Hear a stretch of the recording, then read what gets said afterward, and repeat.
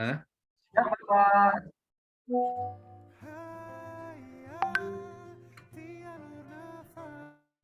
Silakan Pak Putra. Oke, kita mulai. Izin Pak Pri, kita mulai. Bismillahirrahmanirrahim. Assalamualaikum warahmatullahi wabarakatuh. Salam, Om Swastiastu, Nama Budaya, salam kebajikan, dan salam sehat selalu untuk teman-teman semua yang sudah hadir di pagi hari yang luar biasa hari ini. Ya, ini hari ini tanggal 27 ya Pak ya, kalau nggak salah ya. Tanggal 27 udah 27. menjelang akhir bulan, tapi saya berharap teman-teman tetap semangat ya. Nggak kerasa ini kita udah masuk ke pertengahan tahun nih Pak, padahal kemarin kayaknya baru di Ya, awal tahun 2023. Oke, sebelum mulai ada ya. sedikit intro yang saya ingin bacakan. Boleh next slide Pak Pri? Oke, ini ada sedikit aturan untuk rules atau webinar kita pagi hari ini. Teman-teman kalau bisa menggunakan kamera akan lebih baik karena biasanya Pak Pri akan memprioritaskan teman-teman yang pakai kamera untuk bisa langsung bertanya atau tanya jawab nantinya. Nah, teman-teman juga bisa gunakan background yang sama seperti kita supaya nanti acara puncaknya ada foto bersama, teman-teman akan lebih seragam ya. Jadi bisa gunakan background yang sama. Kemudian nanti akan ada moderator, Mbak Syifa akan membantu kelancaran pagi hari ini. Ya, teman-teman akan di-mute, tapi kalau ada waktu nanti bisa tanya jawab secara langsung dengan Pak Pri. Ya, tapi biasanya untuk pas saat pengajaran akan di-mute terlebih dahulu. Oke, next Pak Pri. Oke, saya bicara sedikit mengenai bisnisnya NQA. NQA adalah badan sertifikasi ISO. Kita punya 4 pilar bisnis di Indonesia. Pilar pertama adalah bisnis sertifikasi. Kita melakukan audit ke perusahaan-perusahaan. Outputnya kalau mereka lulus, mereka akan mendapatkan sertifikat ISO. Itu divisi yang pertama. Tapi kamu juga punya divisi assessment. Ya, outputnya adalah report, bukan sertifikat. Yang lagi tren sekarang seperti fokus ke cyber security modules. Ya, kita melakukan pen testing, ada VA, ada diagnostic assessment, dan lain-lain. Namun juga ada energi audit atau kegiatan lainnya yang masuknya ke divisi assessment. Ya, ini lebih banyak ke report internal produknya. Kemudian ada divisi training. Nah, salah satu produknya adalah seperti yang hari ini kita ada webinar. Ada juga pelatihan-pelatihan yang sampai 5 hari yang certified internasional ya.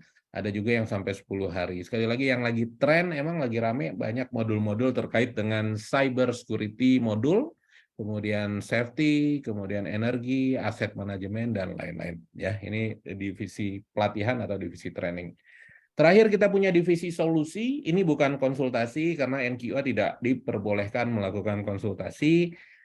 Kami melakukan penjualan software aplikasi dalam rangka untuk meningkatkan kinerja customer kita atau klien-klien kita. Jadi untuk mempermudah dalam pekerjaan, ada beberapa software yang kami support dan kami tawarkan ke klien-klien. Ya, jadi ada 4 divisi di NQA, khususnya di NQA Indonesia. Next, Pak Pri. Nah, ini sedikit data statistik. NQO udah 34 tahun lebih di bisnis ini. Ada 55.000 sertifikat yang udah kita terbitkan. Kita beroperasi di 90 negara. Jumlah karyawan ada kurang lebih 1.000 orang. Ya, karyawan tetapnya ada 1.000 orang. Oke, hasil survei kepuasan pelanggan. Rata-rata mereka cukup happy dengan layanan yang diberikan oleh NQA. Next, Pak. Oh, ini penting saya informasikan. Event ini free alias tidak berbayar alias gratis ya. Tapi teman-teman kalau pengen dapat sertifikat dari mengikuti event ini karena ada nilainya yaitu 3 jam, ada CPD-nya. Nanti teman-teman dapat sertifikat seperti yang di kanan dan bisa mendapatkan materinya juga. Kalau emang membutuhkan materinya dalam bentuk PDF nantinya ada sedikit investasi. Investasinya nggak besar, hanya Rp150.000 saja. Caranya gimana? Tinggal di foto atau di scan barcode-nya, nanti teman-teman akan ke kontak ke Mbak Siva. Ya, Mbak Siva akan bantu nanti kalau teman-teman ingin mendapatkan sertifikat atau materialnya. Materialnya bagus, luar biasa. Ya, sayang. Dan teman-teman bisa belajar ulang atau sharing ke yang lainnya nantinya. Oke, next. Nah, ini topik kita hari ini, yaitu terkait dengan 7 Quality Control Tools, atau biasa disingkat 7QC Tools ya. Ini kalau dalam bahasa kita adalah 7 alat bantu pemecahan masalah. Ini adalah tools yang sangat digunakan di perusahaan-perusahaan yang khususnya sudah mengimplementasikan ISO, maupun yang perusahaan-perusahaan yang belum menjalankan ISO juga menggunakan tools yang luar biasa ini. Pembicaranya juga pembicara luar biasa, ada Pak Prihartono Setio Wibowo. Ya, beliau akan membawakan materi ini sampai dengan kurang lebih jam 11.30 atau menjelang zuhur biasanya. Ya, monggo teman-teman siapkan teh, kopi, panganan kecil, goreng-gorengan, atau rebus-rebusannya, monggo disiapkan. Jangan tinggalkan laptop, ya. Dan bisa diikuti secara keroyokan. Tadi ada beberapa teman-teman yang di perusahaan, ajak teman-teman yang lain untuk mengikuti pelajaran, ya. Pak Pri akan melakukan sedekah ilmu, kita judulnya sedekah ilmu ya Pak Pri ya, untuk Ya, teman-teman bisa mendapatkan ilmu yang luar biasa, jadi bermanfaat buat teman-teman dan menjadi amalan juga buat Pak Pri nantinya. Oke, monggo Pak Pri, waktu dan tempat saya serahkan ke Pak Prihartono. Silakan Pak. baik. Ya, terima kasih Pak Putra yang sudah membuka ya dengan informasi tadi ya. Baik, Assalamualaikum warahmatullahi wabarakatuh. Waalaikumsalam warahmatullahi Warahmatullahi wabarakatuh. wabarakatuh. Selamat pagi, salam sejahtera buat kita semua ya, Bapak Ibu ya. Sampai pagi ini ya, ternyata saya juga tidak menduga ya sudah edisi ke-56 saya mengisi webinar ini ya. Jadi sudah cukup lama tanpa terasa ya. COVID mengajari kita begitu ya, artinya dengan belajar online ternyata tidak mengurangi keefektifan bahkan mutu ya dari sebuah pembelajaran ya. Pagi ini Bapak Ibu saya akan sharing tentang apa yang disebut 7 alat bantu pemecahan masalah. Ya, atau dalam tingkat corporate banyak menyebut dengan istilah 7QC tools ya. Saya awali dulu dengan kalimat begini ya. Bapak Ibu yang hadir di sini pasti ya banyak berasal dari company ya, dari perusahaan ya. Baik itu katakan manufacturing, trading maupun services ya. Tapi saya juga yakin ada yang datang secara individu. Ya, ada juga tadi yang di kolom chat saya baca ada yang berasal dari konsultan, ya. Dan mungkin ya masih banyak dari segmen lainnya yang belum saya sebutkan, ya. Nah, satu hal berangkat dari apapun segmen kita, rasanya kita tidak akan terlepas dari sebuah masalah. Sepakat ya Bapak Ibu ya. Bahkan hidup kita pun nggak akan lepas dari sebuah masalah. Ya, pertanyaan saya ke Bapak Ibu, ada yang nggak pernah mendapatkan masalah dalam hidupnya Bapak Ibu? Atau dalam pekerjaannya? Rasanya mustahil ya. Karena dengan masalah, orang itu menjadi naik kelas. Ya, orang itu jadi bangkit. Jadi move on kalau kata Mbak Siva ya. Dalam bahasa milenial tuh jadi move on. Ayo dong beranjak. Ayo naik, ayo bergerak ya. Kadang kalau kita nggak disentil masalah, biasanya kita ini nggak aware ya, berada pada area yang kita sebut comfort zone ya. Biasanya kalau orang lama di comfort zone begitu dicolek masalah rasanya langsung mumet. Ini mumet bahasa Inggris lama ya yang nggak bisa diulang begitu ya.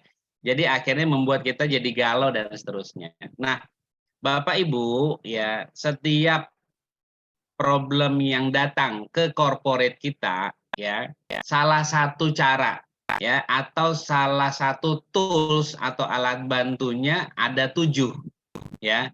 Jadi 7QC tools yang saya akan sharing di pagi hari ini adalah 7 alat bantu untuk memecahkan masalah kita di corporate. Mungkin bisa juga membantu kita memecahkan masalah hidup. Nanti kita lihat bagaimana uraiannya ya. Tetapi ya, tools yang akan kita sharing, yang saya akan sharing pagi ini ya, itu berdasarkan problem yang muncul. Jadi misal gini, problem A gitu ya, oh cocok dengan tools yang nomor 1. Problems B, oh cocok dengan tools yang nomor 3. Ya, problems C cocok dengan tools yang nomor 7.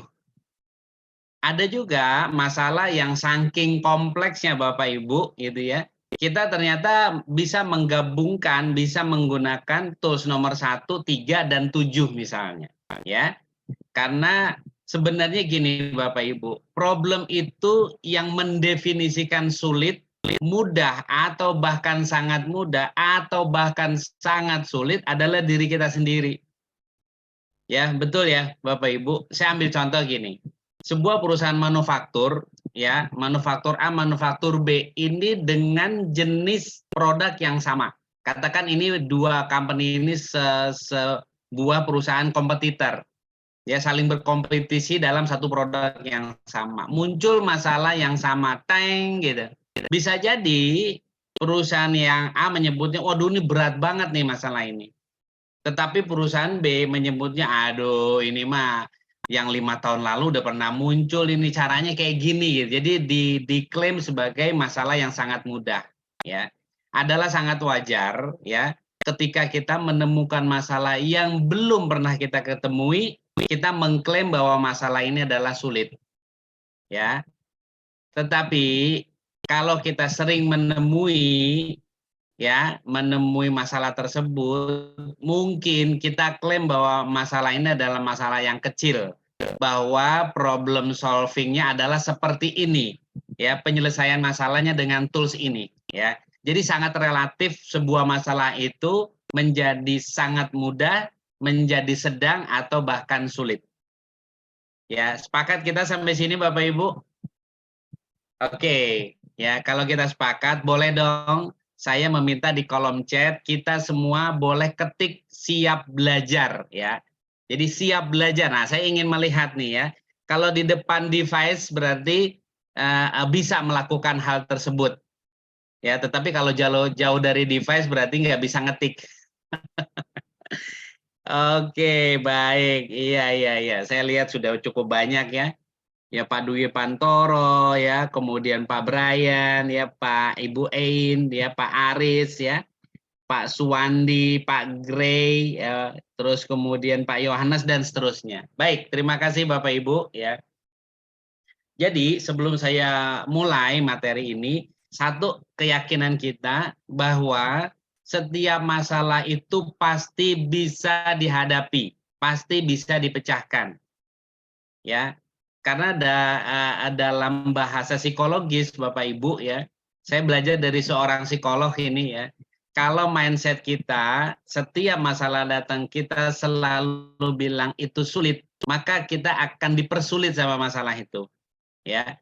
Bahkan kalau kita yakin dengan satu ini bukan lagi manusia yang ngomong ya, Sang Maha Pencipta yang ngomong ya, bahwa tidak ada masalah yang datang ke kita atau ke corporate ya kan tanpa kita bisa menyelesaikan. Artinya apa? Setiap masalah yang datang itu sebenarnya Sang Maha Pencipta udah tahu bahwa kita bisa menyelesaikan.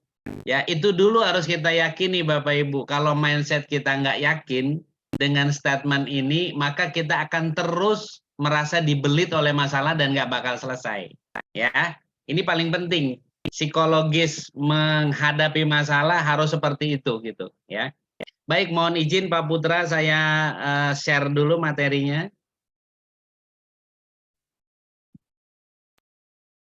Baik, sudah terlihat Mbak Siva, Pak Putra? Terlihat, Pak. Sudah. Baik, ya. Terlihat dalam cover pertama ini, slide pertama ini sudah 57 episode. Ya, jadi kurang lebih 13 sampai 14 item soft skill yang saya share ya. Ini sudah 57 putaran, artinya 13 sampai 14 materi berputar terus ya. Dari sebelum pandemi sampai mungkin WHO sudah menetapkan sebenarnya pandemi ini sudah selesai. Ya. Baik, Bapak Ibu ya, kita lihat ini yang akan kita sharing.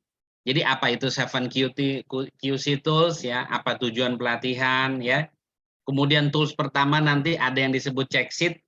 kemudian histogram, Pareto diagram, cause and effect diagram atau diagram sebab akibat, ya. Kemudian nanti kita kalau memang nanti sempat kita break, tapi kalau tidak kita lanjut, ya. Kemudian nanti juga akan kita bahas apa yang disebut stratifikasi, scatter diagram, dan control chart.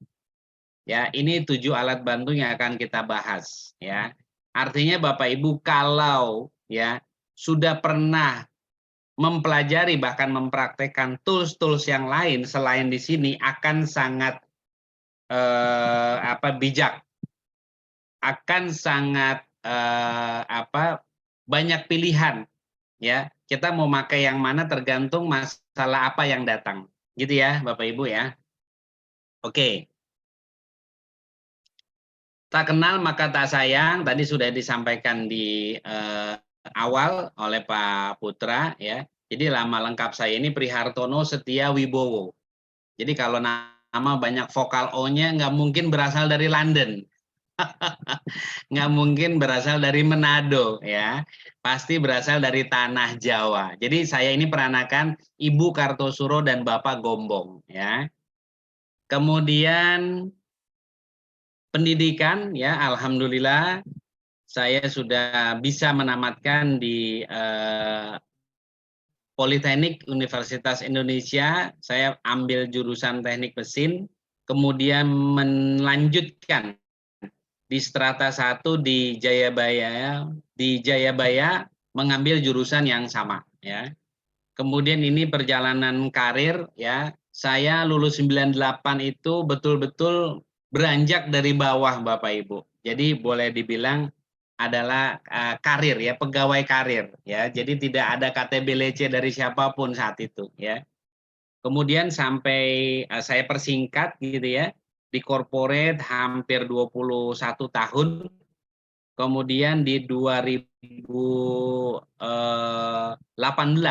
ya, 2018 ini saya mencoba mengamalkan apa yang saya miliki. Jadi sebenarnya nggak berniat sama sekali untuk menjadi konsultan, tetapi gitu ya, banyak pertemanan, banyak teman-teman, bahkan banyak customer dari perusahaan saya waktu saya sebagai employee. Ya, jadi banyak bertanya, discuss, saya juga tentunya discuss dengan mereka gitu ya. Lama-kelamaan ada satu titik kok kayaknya banyak dibutuhkan, ya. Jadi merasa seperti itu gitu. Jadi nggak niat sama sekali untuk membuka gitu ya. Akhirnya satu fase 2018 kita coba dirikan sebuah konsultan dengan beberapa kawan ya sampai hari ini Bapak Ibu ya. Jadi untuk skop di SDM, improvement, ISO, dan performance management. Jadi belum semua bidang, ya. Kemudian, ya, kalau tadi saya sampaikan saya berasal dari ranah Jawa, Bapak dan Ibu. Nah, kemudian Allah kirimkan itu wanita dari Sumatera Barat yang akhirnya saya pinang menjadi istri, ya. Dan hasil gocekan saya dengan istri ini menghasilkan 4 orang anak, ya. Jadi 3 putra dan 1 orang putri, ya. Jadi mudah-mudahan Bapak Ibu dimanapun berada di seluruh NKRI, ya, kapan kita ketemu, ya, kita bisa sowan, bisa ngopi bareng mungkin nih kalau menurut Pak Budi Pranata, ya. Jadi kita bisa discuss apapun, ya, kalau kita berjumpa secara fisik, ya. Baik, yang selanjutnya ini sertifikat, ya, saya tunjukkan di halaman awal, ya, sebagai apa ya, evidence, ya. Sebagai evidence artinya kalau kita lihat ini sertifikat di tahun 2008, ya. Di 2008 secara official, ya, secara resmi saya belajar tentang 7QC tools ini, ya. Artinya selain mau mendapatkan sertifikat, belajar secara resmi ya lewat sebuah lembaga. Tetapi sebelum secara ofisial tentunya lewat corporate saya juga sudah belajar, ya, diajari atasan, diajari rekan kerja, bahkan juga diajari bawahan, Ya, jadi saya titip Bapak Ibu yang ada di corporate juga jangan anti belajar dengan bawahan. Ya, tidak ada yang mengklaim bahwa atasan selalu lebih ilmunya dari bawahan. Kalau kita sudah mengklaim itu rasanya amat sangat bahaya ya. Kita harus menjadikan bawahan itu menjadi partner ya, partner discussion. Jadi apa yang kita pikirkan mungkin saja yang dipikirkan bawahan kita berbeda perspektif. Rasanya kita perlu Pak dan Ibu meminta masukan. Ya, nanti akhirnya kita olah, kita analisa, dan akhirnya kita yang mengambil keputusan. Karena secara struktur kita di atas mereka-mereka, ya. Oke, baik. Yang berikutnya, ya, saya mau membuka dulu cakrawala kita bersama, ya. Jadi Bapak Ibu sudah mengkosongkan gelas. Kalau sudah ada yang belajar ini 15 tahun lalu, 10 tahun lalu, gitu ya. Tetapi karena mau mengosongkan gelas, akhirnya mau mendengarkan dengan baik. Ya, saya selalu memakai ilmu dari guru saya seperti itu.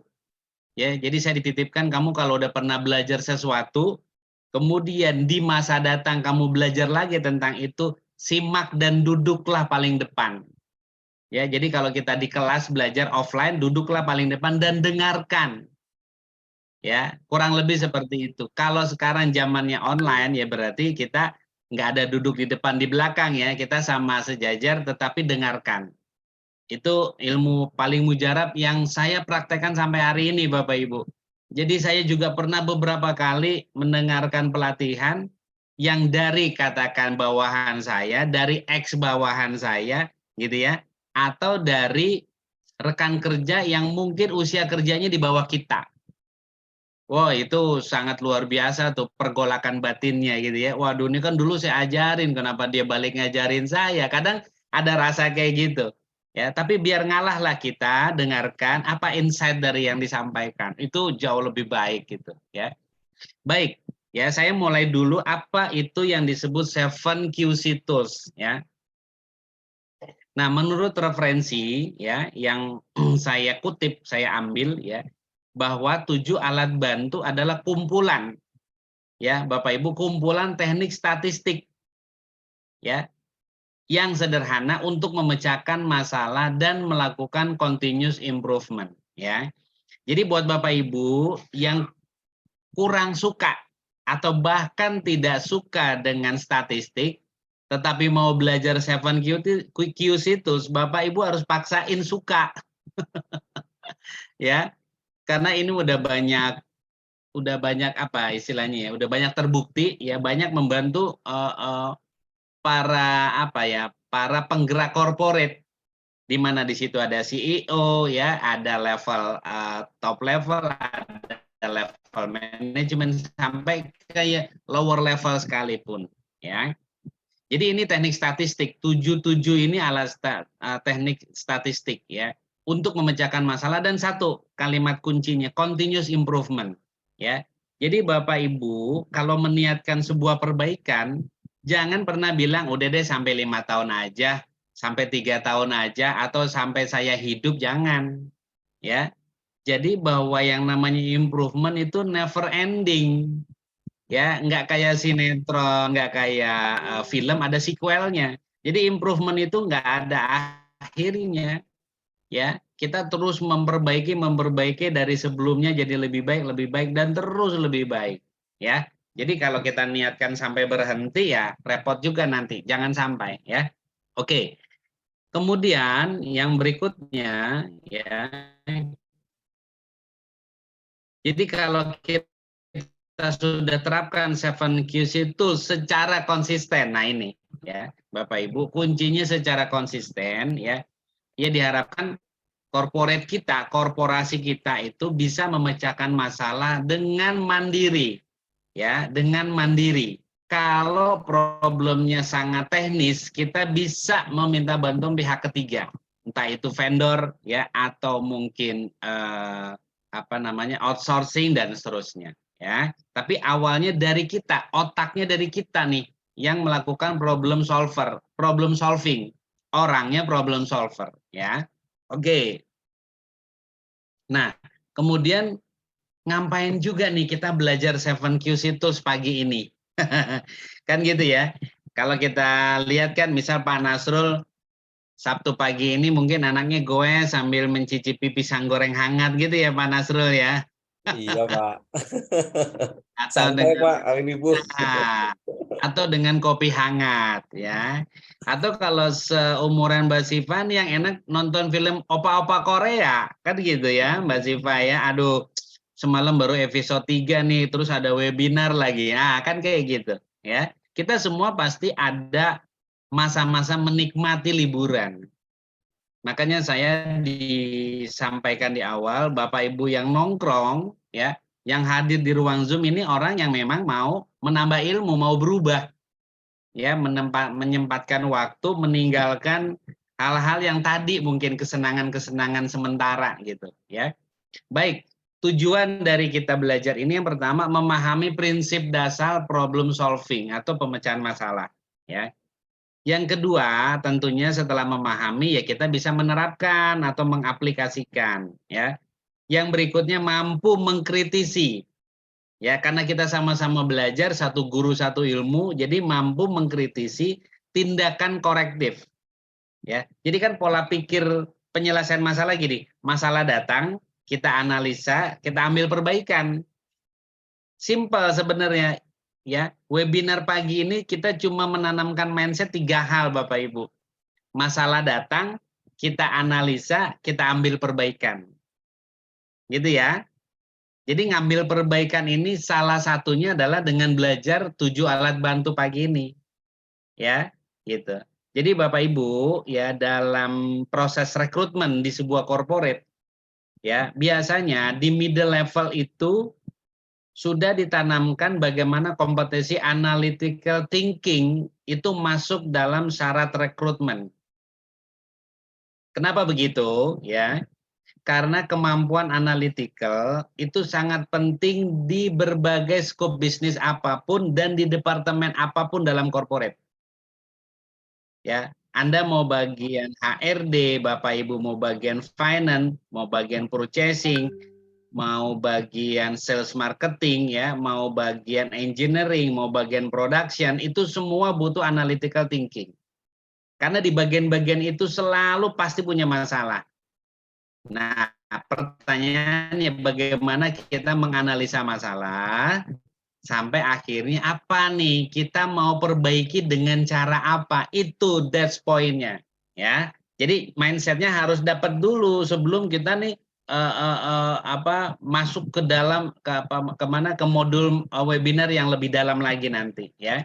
Yang berikutnya ya tujuan dari webinar ini adalah mampu menginterpretasi ya, menginterpretasi itu menerjemahkan ya, mengartikan kurang lebih ya, dan mengukur keefektifan dari solusi implementasi alat bantu ini ya. Jadi poin 4, penyederhanaan kalimatnya gini Bapak Ibu. Bapak Ibu udah ngambil perbaikan ya, jadi masalah datang analisa ambil perbaikan. Tapi gitu ya, dalam hitungan hari, dalam hitungan minggu kok masalahnya muncul lagi. Ayo, jujur, suka nggak mendapat hal seperti itu? Ya, udah kita perbaiki, melibatkan beberapa pihak, 3 hari lagi kok muncul Pak, seminggu lagi kok muncul Pak, sebulan lagi kok muncul Pak, gimana itu? Nah, bahasa yang tadi yang keempat, ya, mengukur keefektifan berarti apa? Kita nilai belum efektif, ya, tindakan perbaikan yang kita ambil. Itu ya, ini mindsetnya. Jadi kalau Bapak Ibu ngerasa baru sekali ambil tindakan perbaikan, kemudian merasa bahwa udah kelar masalah kita, oh itu salah besar. Ya, jadi setelah mengambil perbaikan, kita monitoring. Ya, kita monitor, kita review apakah tindakan perbaikannya sudah efektif. Tanda efektif apa enggak, Bapak Ibu paling gampang dia muncul lagi atau enggak. Jelas ya? Sebuah masalah ketika kita sudah ambil perbaikan, indikator dia efektif apa enggak tindakan perbaikan kita, maka dia masih muncul lagi atau tidak, selesai. Clear ya Bapak Ibu ya? Jadi biasanya saya kalau webinar pelatihan paling penting menanamkan filosofi tentang apa isi tema atau materi yang saya mau bawain. Itu penting. Ya. Kalau Bapak Ibu juga suka sepak bola, sebenarnya filosofi sebuah sepak bola itu jauh lebih penting. Ya, filosofi itu artinya ada yang bermain dengan parkir bus, gitu ya. Ada yang bermain dengan serangan balik atau counter attack. Ya, kalau di Spanyol ada lagi yang kita sebut tiki taka. Nah, ini ya. Tiki taka itu bagaimana operan-operan pendek, gitu kan, kemudian langsung melesat ke depan dan langsung tancap dan gol. Kurang lebih begitu Bapak Ibu. Nah, ini sama ya. Jadi semua basisnya ada filosofinya. Nah, filosofi buat saya penting dalam sebuah pelatihan supaya Bapak Ibu di halaman awal sudah dapat ahanya. Ya, sudah dapat apa sih ini maksud materi ini. Apalagi mohon maaf gitu Bapak Ibu baru belajar kali ini tentang 7Qs itu sudah pasti banyak bingungnya, itu wajar. Ya, oke, kita lanjut pelan-pelan ya. Yang berikutnya, ya, kita sudah masuk ke tools-tools yang mau kita bahas. Ya, jadi saya mohon Bapak Ibu bisa fokus. Kalau harus mencatat silakan.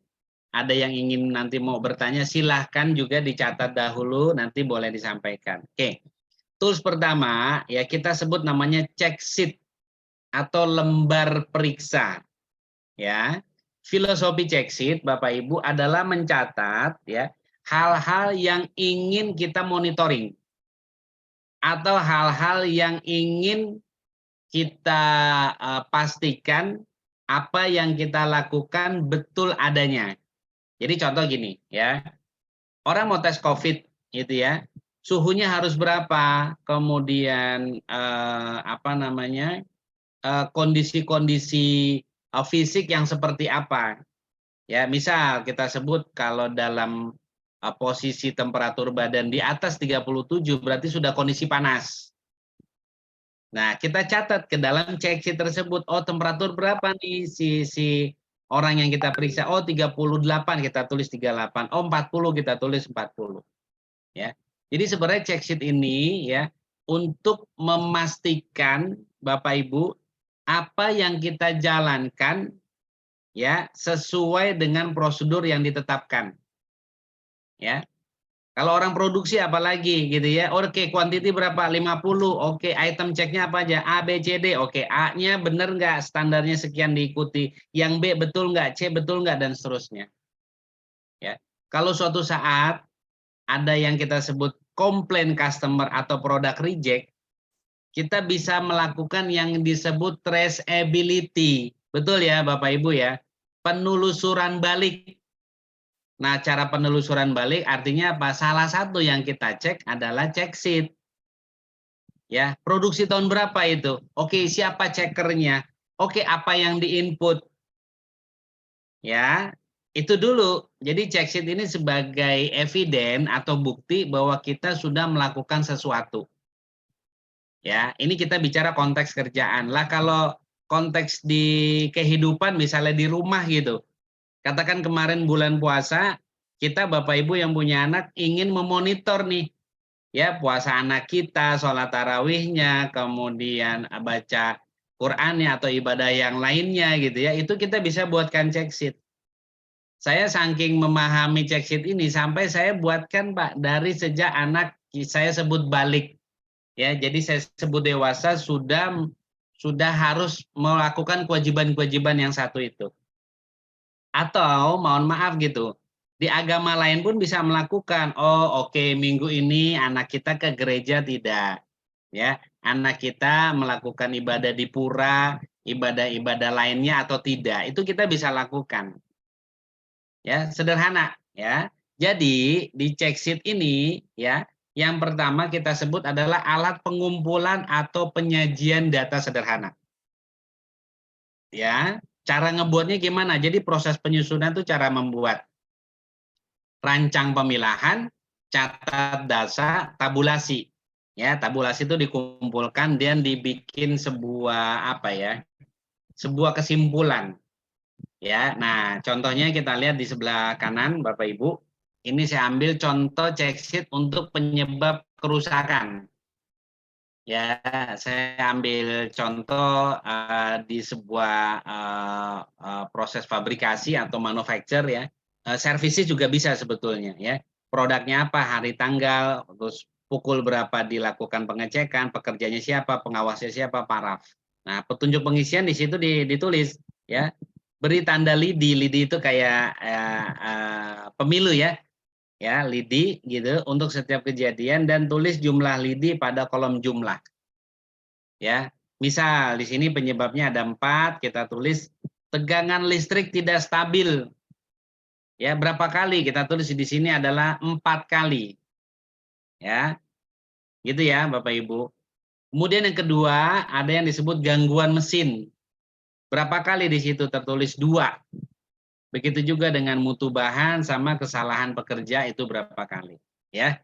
Nah, dengan 4 penyebab kita jumlahkan itu ada 11 kali gangguan muncul. Jadi 4 item gangguan dan 11 kali muncul. Ya, dengan tentunya urutan-urutannya adalah nomor 1 4, nomor 2 2, nomor 3 2 dan nomor 4-nya ada 3. Ya. Sederhana ya Bapak Ibu, karena check sheet itu sebenarnya menuliskan saja ya apa yang kita mau datakan, apa yang mau kita periksa. Ya, check sheet ini dari 7 alat bantu paling mudah untuk dibuat dan dipraktekkan. Ya, oke ya, check sheet kita tinggalkan. Yang kedua, Bapak Ibu ya, kita sebut histogram. Ya, histogram ya adalah alat penyajian data secara visual. Ya, secara visual di mana proses penyusunannya adalah perhatikan check sheet ya. Jadi Bapak Ibu gini, 7 alat bantu ya di modul ini saya buat secara istilahnya prerequisite.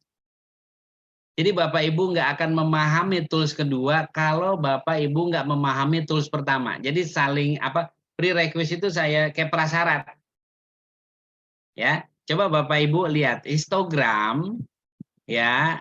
Di sini disampaikan bahwa proses nyusunnya, proses membuat itu harus perhatikan check sheet. Jadi dengan kata lain kalau bikin histogram tidak ada catatan berupa check sheet nggak akan bisa bikin. Ya, kumpulan datanya di mana di check sheet itu. Oke. Kemudian digambarkan tiap masalah, kemudian perhatikan modus. Ya. Modus di sini bukan apa ya, bukan gini nih, misalnya gini. Pak Nasrul ini mau goes, mohon maaf ya Pak Nasrul, ini hanya contoh aja gitu ya. Ada goeser yang cantik dari kelurahan sebelah. Nah, ini misal ya Pak Nasrul. Nah, bukan modus yang kayak gitu. Artinya Pak Nasrul modus ikut goes karena ada wanita cantik di samping kelurahan atau di kelurahan sebelah, bukan. Ya, modus ini bahasa statistik, tetapi angka yang sering muncul. Ya, jadi bukan modus bahasa gaul sekarang. Jadi saya mau membedakan. Oke ya, Bapak Ibu. Jadi mean, median, modus itu bahasa-bahasa dalam statistik ya. Kalau di statistik lebih spesifik disebut tendensi sentral. Ya, jadi kecenderungan memusat itu mean, median, modus. Jadi mean itu rata-rata, median nilai tengah, modus itu nilai terbanyak. Oke ya, jadi paham ya, bukan modus yang tadi goes-goesan. Baik ya, saya lanjut ya. Nah, histogram ya, tadi secara teoritis saya sudah sampaikan bagaimana cara menyusun. Nah, ini bentuk visualisasinya. Ya, jadi untuk memudahkan Bapak Ibu belajar tentang 7QC Tools, di awalnya saya bawakan dengan teorinya, kemudian yang berikutnya saya gambarkan dengan toolsnya berupa apa, bentuk visualnya seperti apa. Ya, karena kalau Bapak Ibu 7QC Tools tidak disampaikan secara visual, kita hanya jadi berbayang-bayang aja, mengimajinasi saja, ini jadi malah nggak efektif ya. Oke, jadi histogram itu gambaran bentuk distribusi atau cacah karakteristik mutu yang dihasilkan oleh data tadi di dalam check sheet. Ya, kita lihat sebelah kiri check sheet, kita tuang histogram jadi sebelah kanan. Ya, Bapak Ibu. Jadi kalau kita lihat distribusi kelas 10-20 itu 3 kali, 20-30 6 kali, itu kurang lebih jika ya dituang ke dalam Instagram jadinya seperti ini. Ya. Bapak Ibu sampai sini bisa memahami ya. Sangat mudah kok, Instagram itu sangat mudah ya, diagram batang yang sederhana. Nanti ada lagi diagram batang yang lain yang namanya Pareto. Ya, kita lihat nanti Pareto seperti apa. Oke, baik. Yang ketiga, nah ini ya. Yang ketiga atau berikutnya adalah Pareto diagram. Atau gini, saya mundur sedikit ya. Coba Bapak Ibu lihat gambar check sheet yang ada di sebelah kiri, setelah kita tuang ke dalam bentuk histogram, Bapak Ibu lebih enak melihatnya dengan bentuk seperti apa? Check sheet atau histogram? Coba saya mau tanya satu-satu ya. Sampling aja. Pak Dwi Pantoro? Lebih mudah histogram, Pak. Histogram. Oke. Pak Nasrul? Iya Pak, histogram lebih enak dilihat. Histogram. Oke, satu lagi dari perempuan nih saya mau tanya. Ibu Grey?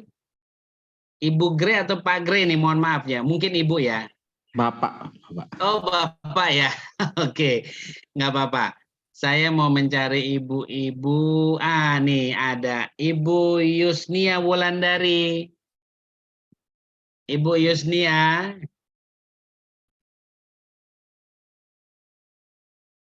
Halo.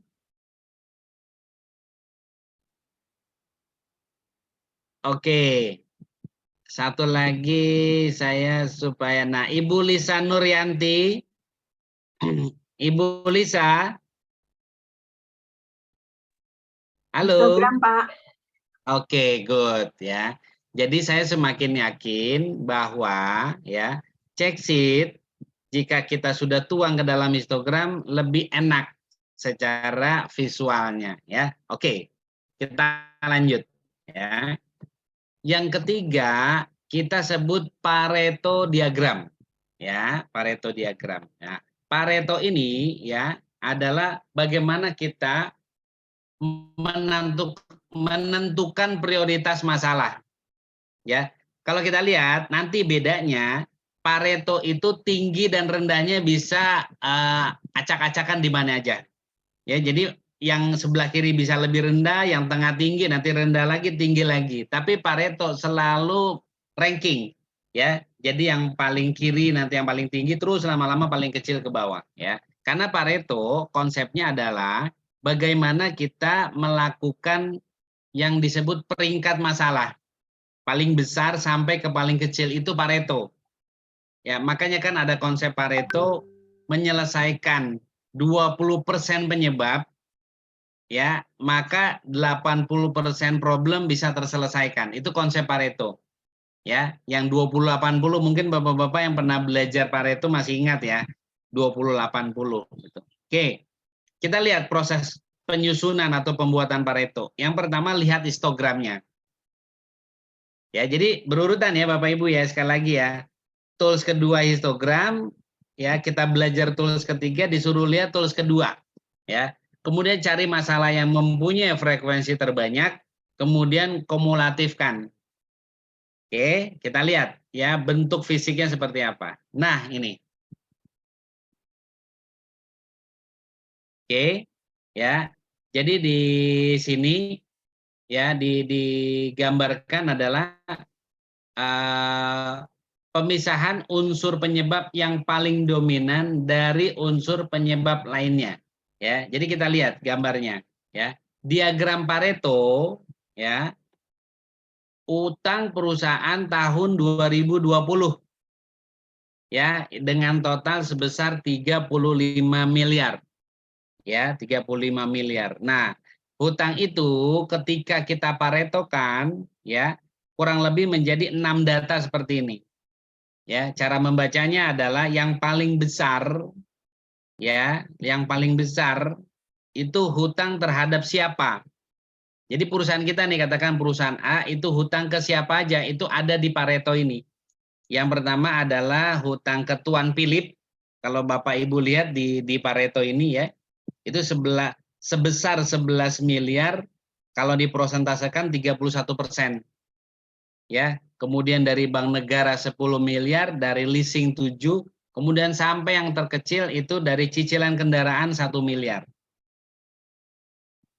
Oke, Bapak Ibu ya. Jadi lihat sama-sama diagram batang, tapi histogram dengan Pareto bentuknya berbeda penyusunannya. Ya. Jadi kalau Bapak Ibu ketemu masalah yang Bapak Ibu mau nih urutan paling besar penyebabnya apa aja? Ya, Bapak Ibu bikinkan Pareto. Ya, tapi kalau hanya mau menyusun tanpa ada peringkat, Bapak Ibu bisa gunakan histogram. Ya. Jadi pelan-pelan kita memahami dengan cermat ya, tools ini nanti gunanya untuk memecahkan masalah seperti apa. Ya. Karena kita menguasai gini, tahu toolsnya tapi tidak bisa mempraktekkan ini di masalah yang mana, itu juga agak menjadi masalah. Ya. Jadi webinar 7 Tools ini selain tahu toolsnya seperti apa, cara membuatnya, dan tahu kalau ada problem ini pakai tools yang mana. Itu yang paling penting. Ya, clear ya Bapak Ibu? Kita beranjak lagi ke tools selanjutnya ya. Yang keempat. Ya, yang keempat ini kita sebut dengan cause and effect diagram. Ya. Namanya juga cause and effect, berarti adalah diagram sebab akibat. Oke. Nah, diagram sebab akibat ya, ini diagram atau tools yang digunakan untuk memancing kemampuan analisa kita atau mempermudah bagaimana kita melakukan analisa. Ya. Clear ya Bapak Ibu, ada problem datang, kita belum lakukan nih tindakan perbaikan, tapi suruh menganalisa dulu. Nah, gunakan cause and effect diagram. Ya, atau yang lebih dikenal dengan istilahnya diagram tulang ikan. Ya, diagram tulang ikan. Oke. Di sini disampaikan ya bahwa diagram tulang ikan adalah alat ya untuk menganalisa sebab-sebab suatu masalah. Ya. Menganalisa sebab-sebab suatu masalah ya. Cara penyusunannya disampaikan, pilih masalah terpenting, tetapkan sebab-sebab utamanya berdasarkan 4M1E. Ya, 4M1E itu apa aja? Masih ingat nggak Pak Ivan, Pak Erik, Pak Nasrul? Ada yang bisa bantu Pak? Masih ingat Pak?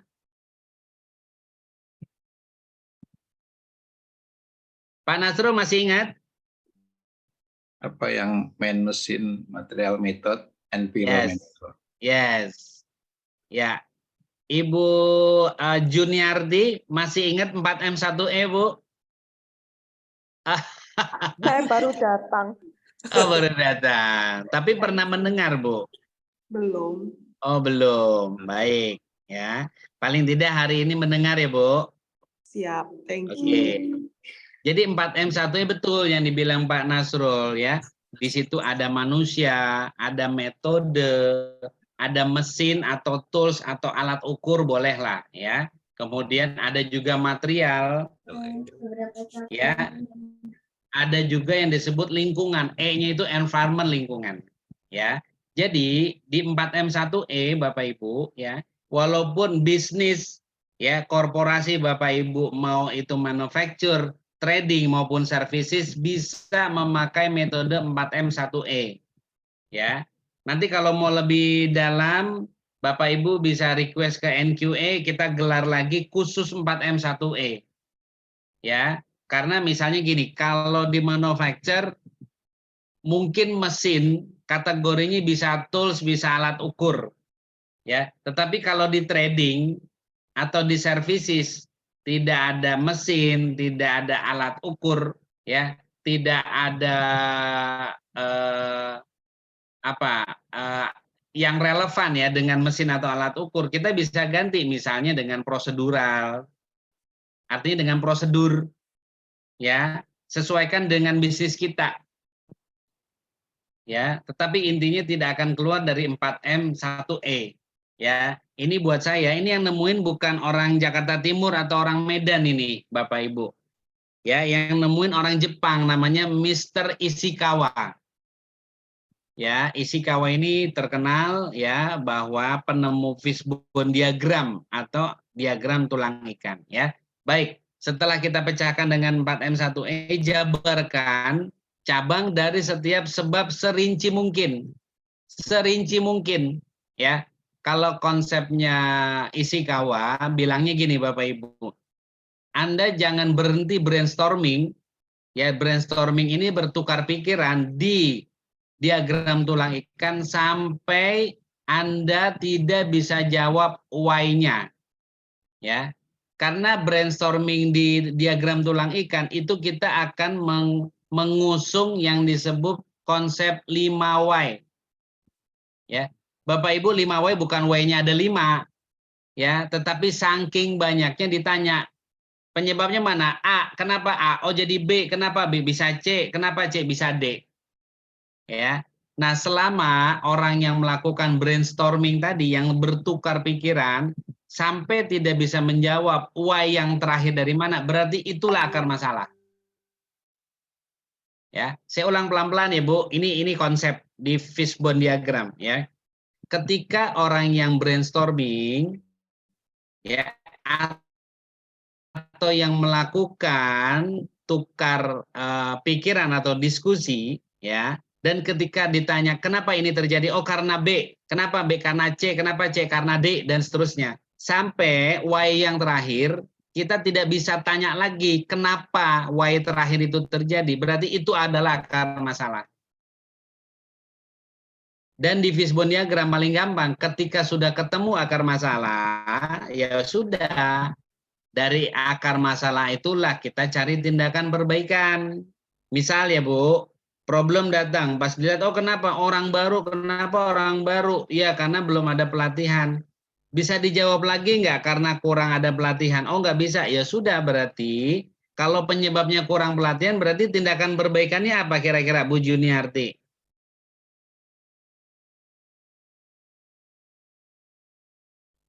Buat pelatihan. Iya. Kurang pelatihan, ya kasih pelatihan. Kurang duit, kasih duit. Kan gitu ya, Bu? Siap. Ya, sederhana. Kurang pinter, pinterin. Ya. Nah, analisa akar masalah itulah yang sebenarnya cukup dibutuhkan. Supaya ketika kita mencari tindakan perbaikan tepat dan efektif. Paham ya, Bu? Bapak? Ya, makanya ketika Bapak Ibu tadi saya ulang sekali lagi mencari orang di middle level itu kompetensinya salah satunya adalah punya analytical thinking. Ya. Punya kemampuan berpikir secara analitis. Ya. Bapak Ibu kebayang kan orang yang nggak mampu analisa kira-kira bisa nggak dia nyari solusi? Bisa nggak dia nyari solusi Pak Dwi Pantoro? Tidak bisa, Pak. Ya, nggak bisa. Makanya harus punya kemampuan menganalisa, even cuma analisa sederhana Bapak Ibu, itu sudah harus kita hargai. Ya, tentunya nanti seiring pengalaman, seiring usia, pasti dia makin tajam. Ya, nah itu tentunya harus dilatih. Ya, dari hari ke hari, dari bulan ke bulan, dari minggu ke minggu harus dilatih sehingga makin tajam. Ya, oke. Kemudian yang terakhir, bila mungkin juga terhadap ranting sebab. Jadi sampai yang paling kecil ya. Kita lihat nih bentuk fisiknya. Nah ini. Ya. Coba saya mau tanya lagi dengan yang lain. Pak Dadan, boleh dibuka mic-nya Pak Dadan?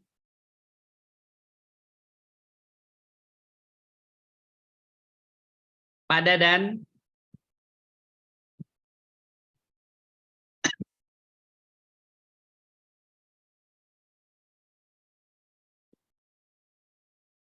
Pak Dadan tidak bisa membuka mic-nya, Pak.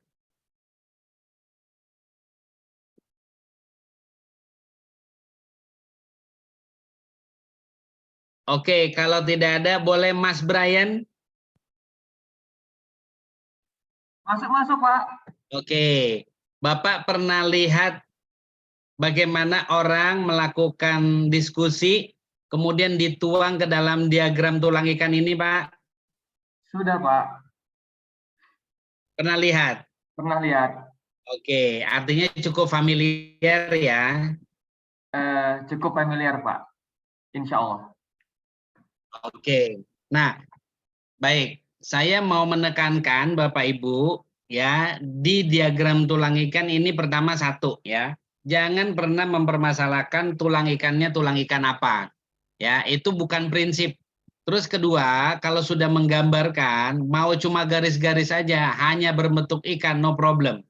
Terus saya kadang ditanya dalam pelatihan, kepalanya mau madep kiri atau madep kanan Pak ikannya, juga tidak prinsipil.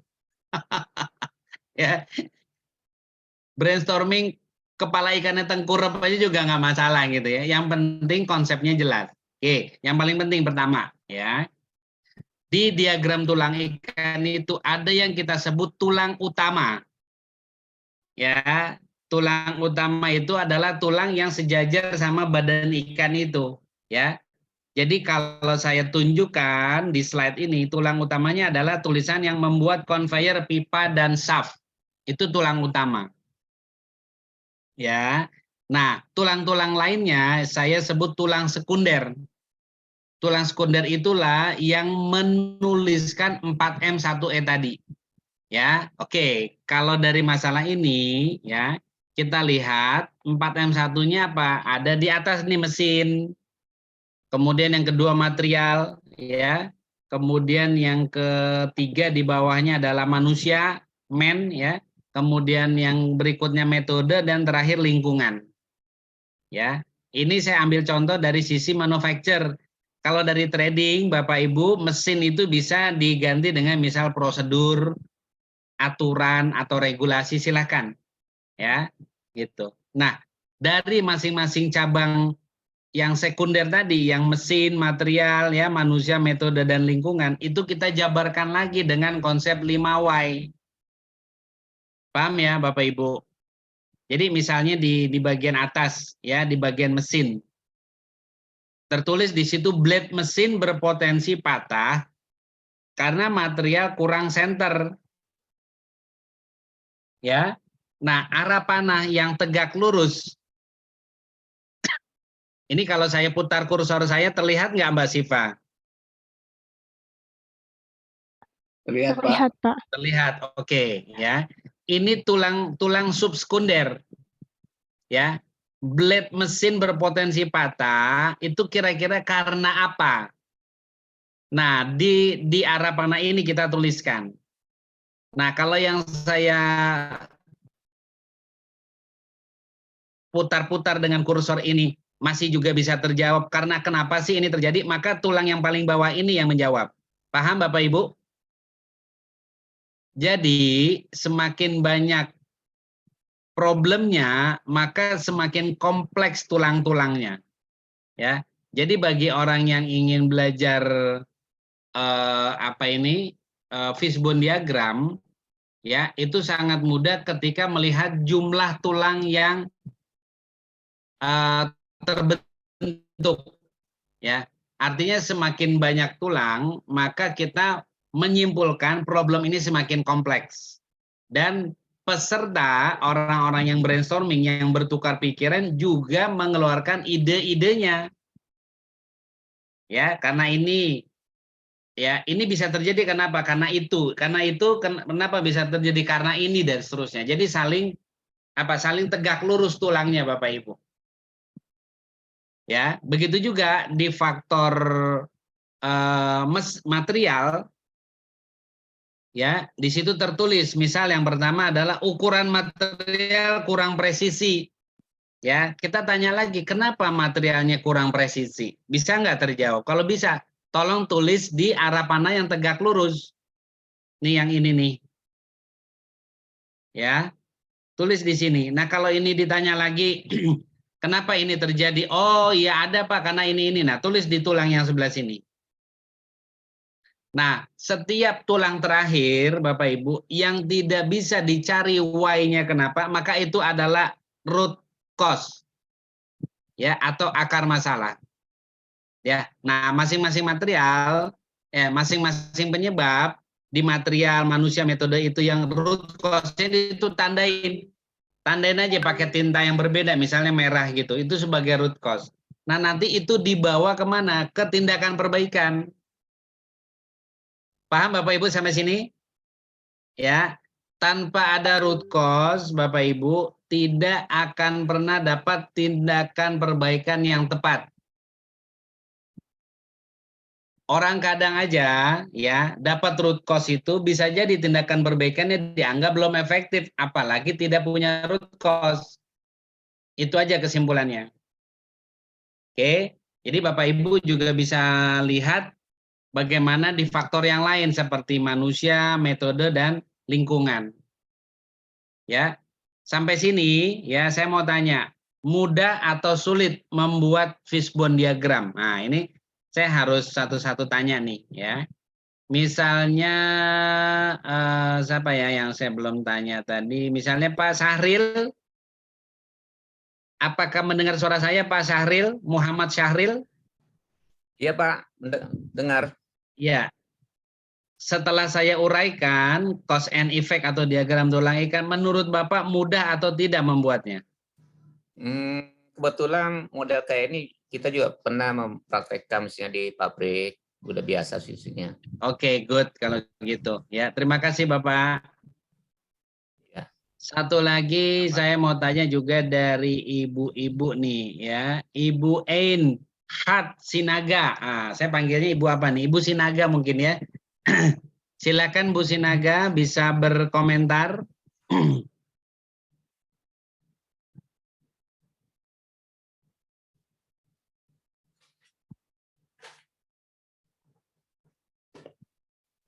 Ibu Sinaga bisa mendengar suara saya? Oke, saya lewatkan. Ibu Gina, apakah sedang monitor? Ya, Pak. Iya. Ibu tadi mendengar uraian saya tentang diagram tulang ikan? Mendengar, Pak. Sudah pernah melakukan analisa dengan diagram tulang ikan?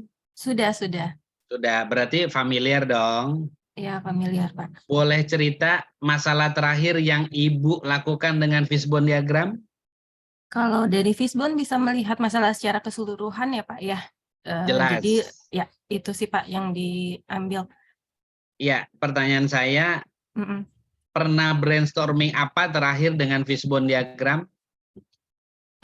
Terkait people sih Pak. Jadi masalah di kantor diselesaikannya lebih ke masalah di penyelesaian people-nya gitu Pak, demand-nya. Oke, Ibu bagian HR?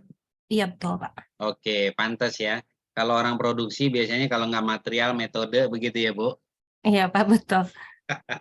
Baik Ibu, terima Ya, kasih makasih. sementara. Ya, baik. Saya lanjut ya Bapak Ibu. Jadi begitu. Diagram tulang ikan sekali lagi mengurai masalah yang terjadi sampai kita bisa bilang oke, root cause yang mana?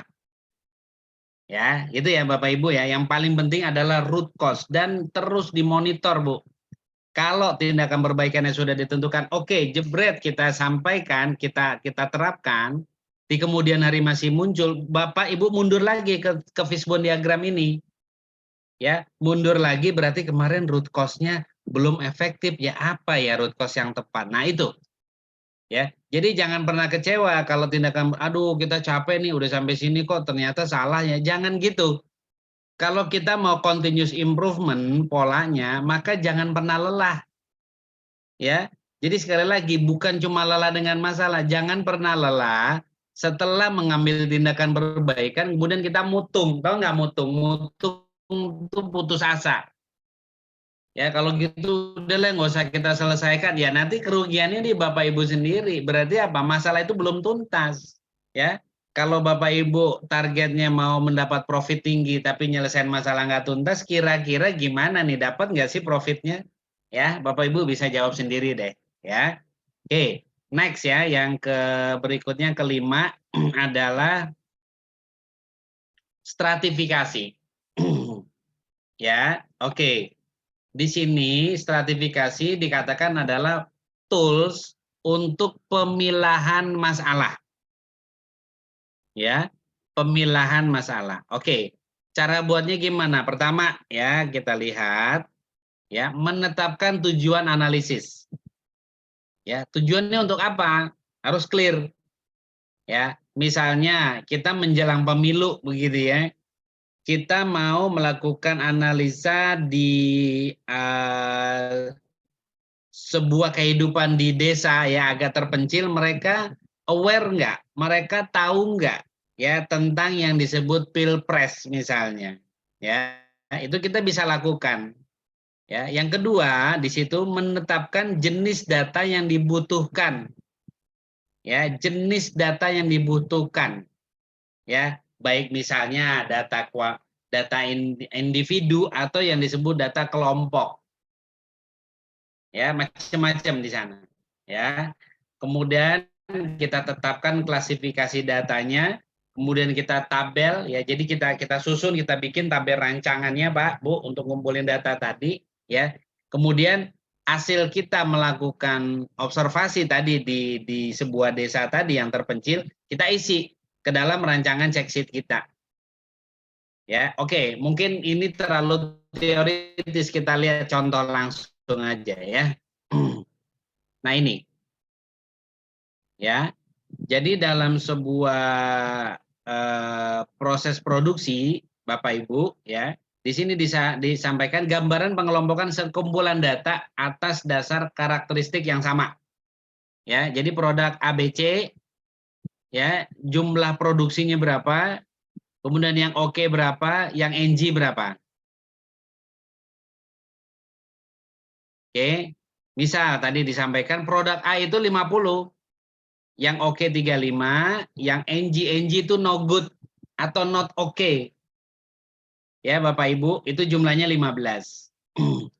Sedangkan di produk B dengan jumlah produksi 60, yang oke 50, yang no good 10. Kemudian di produk C dengan produksi 70, yang oke-nya 20, sedangkan yang tidak oke-nya 50. Ya, jadi clear nih. Ini bentuk tabulasi atau check sheet-nya. Oke, kita lihat bentuk stratifikasinya seperti apa. Oke, sorry. Ini bentuk stratifikasinya sudah seperti ini. Ya. Jadi pemilahan masalah. Jadi kalau dari sini kita bikinkan histogram, itu sangat gampang. Ya, 50 oke-nya warna hijau, NG-nya warna merah misalnya. Liga 5 15 gitu. Ya. Clear ya Bapak Ibu ya. Ini stratifikasi masih mudah dipahami ya. Kemudian yang keenam ya, ini keenam, 6 dan 7 ini saya bilang tools yang rada rumit kalau kita belum pernah atau jarang melakukan tools ini. Ya, jarang menerapkan pakai tools ini. Oke. Scatter itu bahasa lainnya adalah tools ya untuk melihat hubungan sebab akibat dua hal. Ya. Jadi X dan Y kita mau lihat mereka saling apa? Saling punya hubungan tidak? Atau hubungannya seperti apa?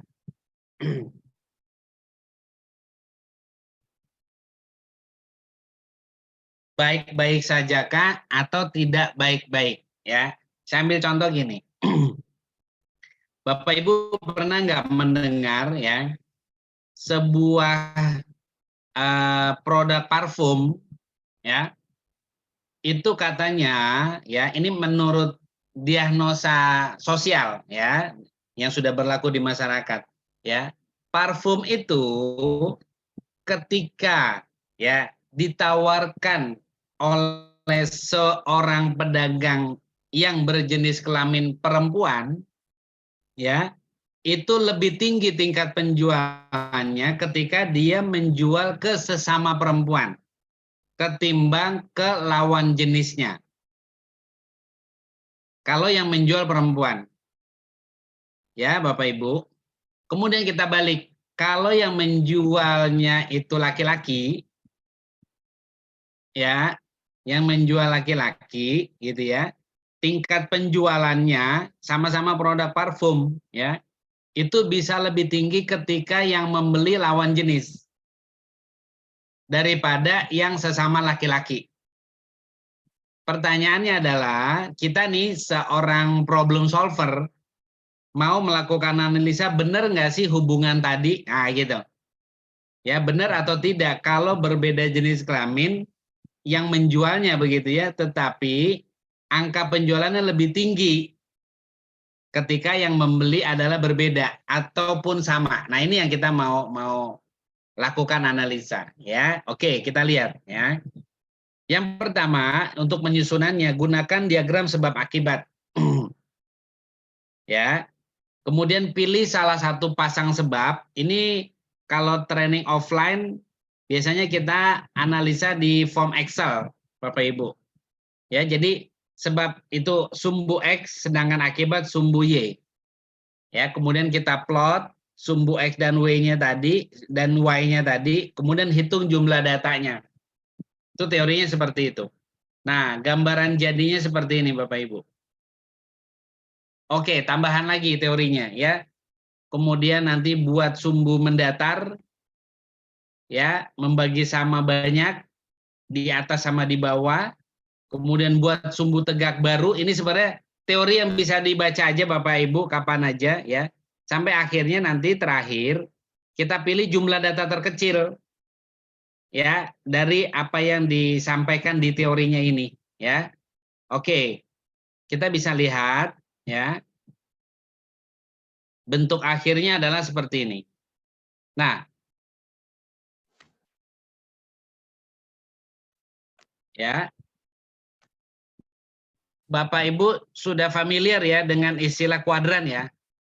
Dengan istilah kuadran. Jadi di grafik ini ya, kuadran 1 itu adalah kanan atas. Kuadran kedua kiri atas, ketiga kiri bawah, dan keempat adalah kanan bawah. Ya. Tadi ya yang sekitar 26 sampel yang udah kita ambil, kita plot. Ya, kita plot gitu ya. Mana yang kita tulis di kuadran 1, 2, 3 dan 4. Ya. Nah, plot-plot tadi itu adalah angka-angka ya, Bapak Ibu, yang kita bisa lihat bahwa ya, dia X-nya positif atau Y-nya yang negatif. Kemudian kuadran kedua juga begitu. X-nya negatif, Y-nya yang positif. Itu sesuai dengan letak kuadran masing-masing. Ya. Nah, ketika sesudah kita plot, kita lihat di kuadran 1 itu nyebutnya adalah N1. Kita lihat di situ jumlahnya Bapak Ibu ada 8. Betul ya? Kemudian di kuadran ketiga ya, kita menghitungnya secara diagonal itu juga ada 8. Kuadran kedua itu 5 dan kuadran keempat adalah 5. Nah, masing-masing diagonal ini aturan scatter di scatter diagram, aturannya adalah penjumlahannya secara diagonal. Ya. Maka kalau kita jumlahkan ya, N1 dan N3 itu 16, sedangkan N2 dan N4 adalah 10 ya. Maka jumlah terkecilnya itu ada sama dengan 10. Ya. Artinya ya, N2 dan N4 itu artinya apa? Kuadran kedua dan keempat itu yang punya korelasi positif. Ya, korelasi positif artinya dia memang mempunyai hubungan. Ya, kalau misalnya tadi disampaikan ya, yang penjual parfum pria itu akan tinggi tingkat penjualannya ketika yang membeli adalah wanita. Ya, ini persoalannya persoalan bisa objektif dan subjektif ya. Kalau subjektif kan, aduh yang jualan ganteng nih. Aduh, kayaknya masalah harumnya enak apa enggak urusan belakangan deh, yang penting saya ketemu orangnya orang ganteng, bisa selfie lagi, misal loh ya. kedua, bisa jadi penyebabnya selain ganteng memang parfumnya cocok sesuai kebutuhan. Ya, misalnya si perempuan tadi ini sudah ibu-ibu, tahu gitu ya bahwa kalau yang baunya menusuk terlalu tajam dia nggak nyaman. Ya, tetapi kalau yang gadis beda lagi, maunya yang menusuk, yang wangi, yang tajam. Ya, nah ini yang menjadi persoalan ya. Apa yang dipilih ini kan berdasarkan subjektif ya, gitu. Nah, kalau laki-laki akan berbeda ya. Laki-laki yang dewasa itu lebih seneng ya, aroma itu aroma yang soft, yang lembut. Ya, kalau orang Betawi bilang baunya nggak seperti minyak nyong-nyong. Ya, minyak nyong-nyong itu mohon maaf gitu ya. Baunya itu seperti kalau kita pulang sholat Jumat itu ada yang menjajakan parfum yang di pinggir-pinggir masjid itu, nah baunya itu sangat mencolok. Ya, atau juga banyak dijajakan di jalan-jalan, di pinggir jalan. Ya, pokoknya gini aja, yang mencolok itu orang begitu nyium, rata-rata tuh pada bukan mabok, tapi kok kayaknya kurang nyaman gitu, terlalu mencolok. Nah, itu udah tajam aja. Ya, Bapak Ibu. Jadi dengan kata lain, kalau kita punya satu problem, mau menganalisa ini saling berhubungan nggak sih? Atau punya hubungan nggak sih pakai scatter? Ya, jadi nanti kesimpulan di scatter diagram adalah punya hubungan yang positif atau tidak. Ya, itu ya, jelas ya. Oke, Mbak Siva. Mbak Siva. Iya, Pak. Saya tinggalkan satu dulu, nanti di penghujung saya mau buka tanya jawab dulu sampai 6 tools dulu Mbak Siva, supaya tidak pada ngantuk dulu. Baik, Pak, boleh. Silakan Mbak Siva. Baik. Kita masih ada setengah jam lagi. Ya, Mbak Siva, silakan mau 10 menit ini digunakan tanya jawab. Nanti di akhir saya tutup dengan tool yang terakhir, yang ke-7. Silakan. Baik, terima kasih Pak Pri. Untuk Bapak Ibu yang ingin bertanya, boleh mengangkat tangannya, lalu membuka mic. Di sini udah ada Pak Brian. Pak Pri, silakan membuka mic, Pak Brian. Oke, baik. Terima kasih Mbak Siva. Ya. Assalamualaikum Pak Pri dan Waalaikumsalam. teman-teman Ya, semuanya. waalaikumsalam. Mohon izin pertama untuk bertanya ini, Pak. Kebetulan kan kita lini bisnisnya kan alat berat ya Pak ya. Oke. Kalau kami di UT itu kan lebih ke arah product support, terutama untuk menjaga physical availability-nya unit customer. Nah, biasanya itu trennya itu adalah PA-nya nggak kecapai. Nah, kita itu kebiasaannya lagi Pak menggunakan diagram tulang ikan. Oke. Nah, yang ingin saya tanyakan itu Pak, bagaimana kita menemukan dari 4 men 1 W tadi penyebab dominan yang membuat masalah ini gitu Pak. Apakah men-nya kah, berapa persen kah, atau memang metode operasional yang salah kah, atau memang alatnya yang tidak kompetitif, atau memang enviro yang membuat seperti itu. Yang pertama Mbak.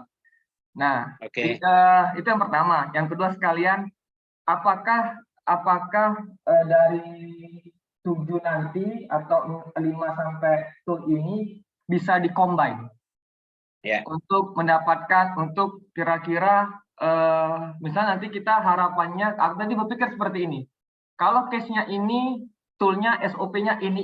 Jadi itu enak Pak Pri. Atau memang 7 ini fleksibel. Mungkin dari Pak Pri bisa berdasarkan pengalaman dan teori. Mungkin teman-teman yang lain kalau ada tips and trick, kita sudah mengarah, oh kayak tadi kan trading, arahnya pakai ini yang lebih enak.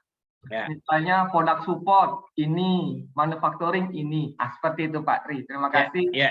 Mohon maaf Pak Tri ya. Assalamualaikum warahmatullahi wabarakatuh. Waalaikumsalam warahmatullahi wabarakatuh. Iya, Mas Brian, ini pertanyaannya sangat brilian ya. pertama saya mau tanya dulu, Mas Brian ini di bagian apa di kantornya? Kebetulan saya trainer Pak di training center. Oh baik ya, jadi butuh knowledge yang cukup gitu ya. Oke, Siap, Pak. saya jawab dari pertanyaan kedua dulu, Mas Brian. Jadi bahwa tools itu bisa dikombinasikan atau tidak. Tadi di penjelasan awal saya sampaikan, ketika problem itu complicated, sangat kompleks, adalah sangat mungkin kita memakai lebih dari satu tools, Mas. Ya, gitu. Nah, memang toolsnya apa saja, berdasarkan definisi yang saya jelaskan, Mas Brian atau Bapak Ibu bisa mencerna, oh masalah gini tools yang ini nih, masalah yang kayak gini tools yang itu gitu loh. Ya, biasanya kalau akhirnya lebih dari satu tools yang kita pakai, itu ada beberapa tindakan koreksi yang harus kita bikin, Mas. Ya, percaya nggak? Masalah yang kompleks itu berarti nanti banyak hal yang harus kita lakukan. Kopi, Ya, Pak. itu udah manusiawi. Nggak ada tuh masalah yang bejibun, ya kata orang Betawi, bejibun banyak, tapi tindakan koreksinya yang simpel dan sedikit, nggak mungkin. Ya, jadi secara manusiawi, ya nggak mungkin masalah yang besar, ya cukup solusinya dengan satu problem satu tindakan perbaikan, nggak mungkin. Ya, dari situ aja filosofinya udah nangkap, berarti masalah yang complicated kita bisa selesaikan dengan lebih dari satu tools. Jadi pertanyaan Mas Brian saya jawab dari yang kedua adalah sangat mungkin, Mas, kita kombinasikan. Oke, yang kedua ya, maksudnya jawaban saya kedua atas pertanyaan pertama ya. Saya mau tanya dulu, boleh tidak Anda sebutkan problem apa yang mau dipecahkan secara spesifik? Misalnya kalau kita bilang produktivitas eskavator PC 2000 tidak tercapai. Oke. Karena kan setiap Ya. bulan itu kan punya, biasanya kan customer itu punya rapot ataupun complexity yang harus tercapai. Good. Itu yang saya maksud Bapak Ibu. Setiap mau menyelesaikan masalah, kita harus spesifik masalahnya apa. Ya, jadi jangan sampai gini, ini mindset ya. Mau menyelesaikan masalah, tapi kita nggak tahu masalah sebenarnya apa, itu repot. Ya, mau nyelesain masalah, ya masalahnya harus tahu dulu apa masalahnya. Oke ya, tadi Mas Brian udah dapat. Oke. Mas Brian, ketika mau menyelesaikan masalah itu kumpulkan orang-orang yang terkait dengan masalah tersebut. Ya, katakan bisa orang engineering atau maintenance atau orang produksi atau bahkan sales marketingnya. Ya, pokoknya Bapak Ibu ya, konsep brainstorming adalah gini, kumpulkan orang-orang yang terkait sama masalah tersebut. Setelah dikumpulkan, kita lakukan analisa dengan 4M1E. Ya, contoh gini. Oke, sudah dikumpulkan ya Mas Brian orang yang terkait. Misalnya gini, oke Bapak Ibu kita bedah dari sisi manusia. Oke, kira-kira produktivitas tadi yang tidak tercapai dari sisi manusia ada masalah nggak? Ya, kalau orang-orang yang terkait ini memang betul orang yang sehari-hari Mas Brian mengetahui bahwa produktivitas itu turun gara-gara apa, pasti dapat solusi. Oke, dari manusia kita bedah, oke, apa kita tulis, ya, kenapa begini, terus sampai dapat root cause. Dari manusia selesai, oke, kira-kira dari sisi material ada masalah nggak? Bedah terus Mas Brian sampai dapat, sampai ke faktor terakhir. Kalau dinyatakan menurut tim yang brainstorming, tidak ada faktor, misalnya gini, 4M1E kayaknya nggak ada faktor di material, ya sudah materialnya dieliminasi Mas, hilangkan. Itu boleh Pak ya? Oh iya boleh dong, artinya gini, Bapak Ibu, problem itu memang betul bisa dipecahkan dengan cara 4M1E. Tetapi kalau produknya atau masalahnya sederhana, kan nggak semua faktor bisa jadi penyebab dong. Kopi. Ya. Kalau tidak jadi penyebab, ya udah nggak usah kita bikin pusing, kita eliminir, berarti faktor itu kita hilangkan. Jadi jangan dicari-cari gitu ya Pak ya? Ya nggak usah dicari-cari. Kalau lo ya, kalau memang member yang brainstorming menyatakan Pak Brian tidak ada faktor dari material, ya sudah, delete it Pak, kita hilangkan. Ya. Nah, kemudian kalau tadi Anda tanya, berarti bagaimana nih penyelesaian masalahnya? Nah, nanti dari brainstorming itu kan root cause-nya udah kita tandain, Mas Brian. Ya, root cause itu kalau udah ketemu, tindakan perbaikannya akan lebih mudah. Yang sulit itu solusi dari sebuah masalah karena kita nggak tahu akar masalahnya apa. Ya, itu aja. Sampai sini Mas Brian bisa menangkap? Menangkap Pak Pri. Ya. Jadi kalau saya ngambil kesimpulan, brainstorming sesuai dengan tim expertnya sesuai bidang tadi, manusia, engineering, produksi, dan sebagainya, sampai dapat menurut mereka, itulah akar masalahnya. Nanti tinggal, kalau saya nangkep dari cek sheet histogram Pareto, kita bisa gunakan Pareto ya Pak ya, untuk yang paling dominan korelasinya seperti itu. Apakah seperti itu Pak? Jadi dari masalah yang Anda angkat, saya ketangkap aja 2 tool sudah bisa dipakai, Mas. Oke. Fishbone diagram dengan Pareto. Ya. Gitu loh. Dari situ udah terlihat. Yang penting orang yang ngelit meeting brainstorming tadi ya, harus sabar. Oh iya. Ya, jadi gini misalnya harus sabarnya. Kalau ada orang member meeting itu sampai nggak ngasih masukan, ya sabar, jangan diomelin. Atau Anda nggak bisa ngasih masukan dari berapa kali saya tanya, Anda keluar aja dari meeting ini, jangan. Ya, mungkin aja dia lagi nggak fokus atau dia lagi berpikir, ya lagi berpikir mencari jawaban atas pertanyaan Anda gitu loh. Ya, jadi buat saya Bapak Ibu untuk menyelesaikan masalah juga perlu yang disebut kesabaran. Ya, itu. Jadi kalau lagi dicari analisa, member kita yang nggak ngasih pendapat, kita tegur, kita omel, bahkan kita keluarkan dari ruang meeting, jangan. Biarin aja, karena di setiap meeting nggak selalu orang ngasih pendapat. Oke. Atau mungkin tidak sering ngasih pendapat, bisa saja, harus sabar. Ya, itu kurang lebih jawaban saya, Mas Brian, mudah-mudahan bisa membantu. Oke, Pak, bisa satu lagi Pak, last. Ya oke, terakhir ya supaya gantian dengan yang lain ya. Menarik. Soal yang 4M tadi Pak, saya pernah mendapat statement kalau kita menggunakan fishbone, minimal kita harus mencapai 3 Y, baru kira-kira akar itu bisa kelihatan dia yang menjadi akarnya, apakah itu betul atau tidak Pak, atau cukup 1 Y? Oh, inilah masalahnya, nggak perlu yang Y lagi, karena kalau sudah Y-nya terlalu banyak, nanti mengada-ngada, Pak. Ya, gini. Mohon diluruskan, Pak Pri ya. Iya. Terima kasih, gini, Pak. Mas Brian dan Bapak Ibu, ya, brainstorming itu, ya, tajam tidak tajam itu sangat relatif. Kenapa saya bilang sangat relatif? Karena tergantung siapa yang ikut dalam brainstorming. Ya.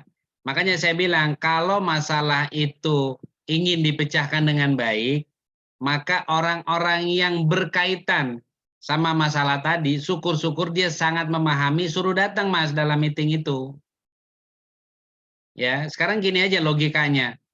Ada orang yang nggak expert, diundang, wajar nggak kalau dia tidak bisa memberikan pendapat? Ya. Nah, yang tidak wajar adalah orang ekspor kita undang tapi ini nggak bisa ngasih pendapat. Aduh, saya bilang tanggalkan aja tuh loh keeksportannya dia. Itu aja intinya, ya. Makanya kita jangan sampai salah mengundang orang yang mau kita ajak diskusi. Kurang lebih gitu, Mas Brian. Oke, kopi. Terima kasih Pak Pri. Ya, mudah-mudahan maju ya perusahaannya ya. Ya, makasih doanya. Assalamualaikum warahmatullahi wabarakatuh. Waalaikumsalam. Silakan lanjut Mbak Siva. Selanjutnya ada pertanyaan dari Pak Dadan, Pak. Ini mengenai tentang fishbone juga. Kalau misalkan fishbone Y-nya itu minimal 3, bagaimana bila maksimalnya, Pak? Apakah maksimalnya itu harus 5Y atau boleh lebih, Pak? Ya, tadi berkaitan sama pertanyaan Mas Brian. Betul. Ketika orang yang diundang semakin expert, wajar kalau mungkin tulang ikannya makin banyak. Tapi kalau yang diundang yang kita anggap pemahamannya sederhana, bisa jadi tulangnya semakin sedikit, Mbak Siva. Oh iya, baik. Ya, jadi Berarti saya sampai boleh. hari ini belum ada referensi minimal berapa tulangnya dan berapa maksimalnya. Ya, ada yang baru 1 tulang karena sangat sederhana problemnya di faktor itu ketemu. Ya, ada saking kompleknya sampai 7 tulang juga belum dapat root cause. Ya, jadi sekali lagi Bapak Ibu, root cause itu sangat bergantung siapa yang ikut dalam brainstorming. Ya, sekali lagi, manusia itu sangat penuh kerelatifan. Artinya semakin expert, maka semakin cepat kita dapat solusi. Tapi kalau yang katakan kurang menguasai, ya, maka mendapat solusinya jauh lebih lama.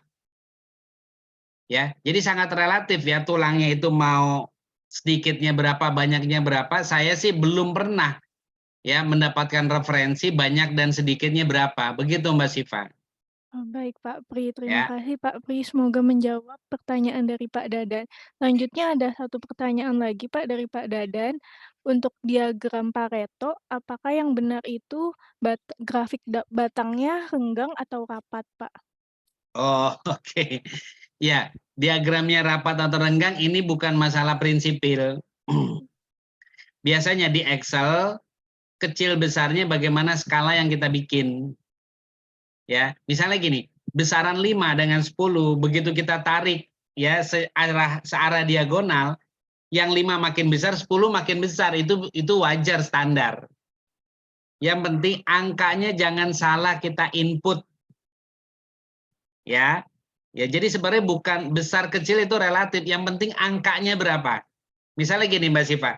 Ini Mbak Siva bisa lihat tangan saya ya. Bisa, Ini Pak. segini 5. Ya, segini 5 berarti 2 kali segini berarti 10 kan? Iya, betul. Bisa nggak juga dalam volume Excel di angka tangan saya yang sama, saya bisa tulis ini udah 10. Terlalu mepet ya, Pak? Iya, maksud saya gini.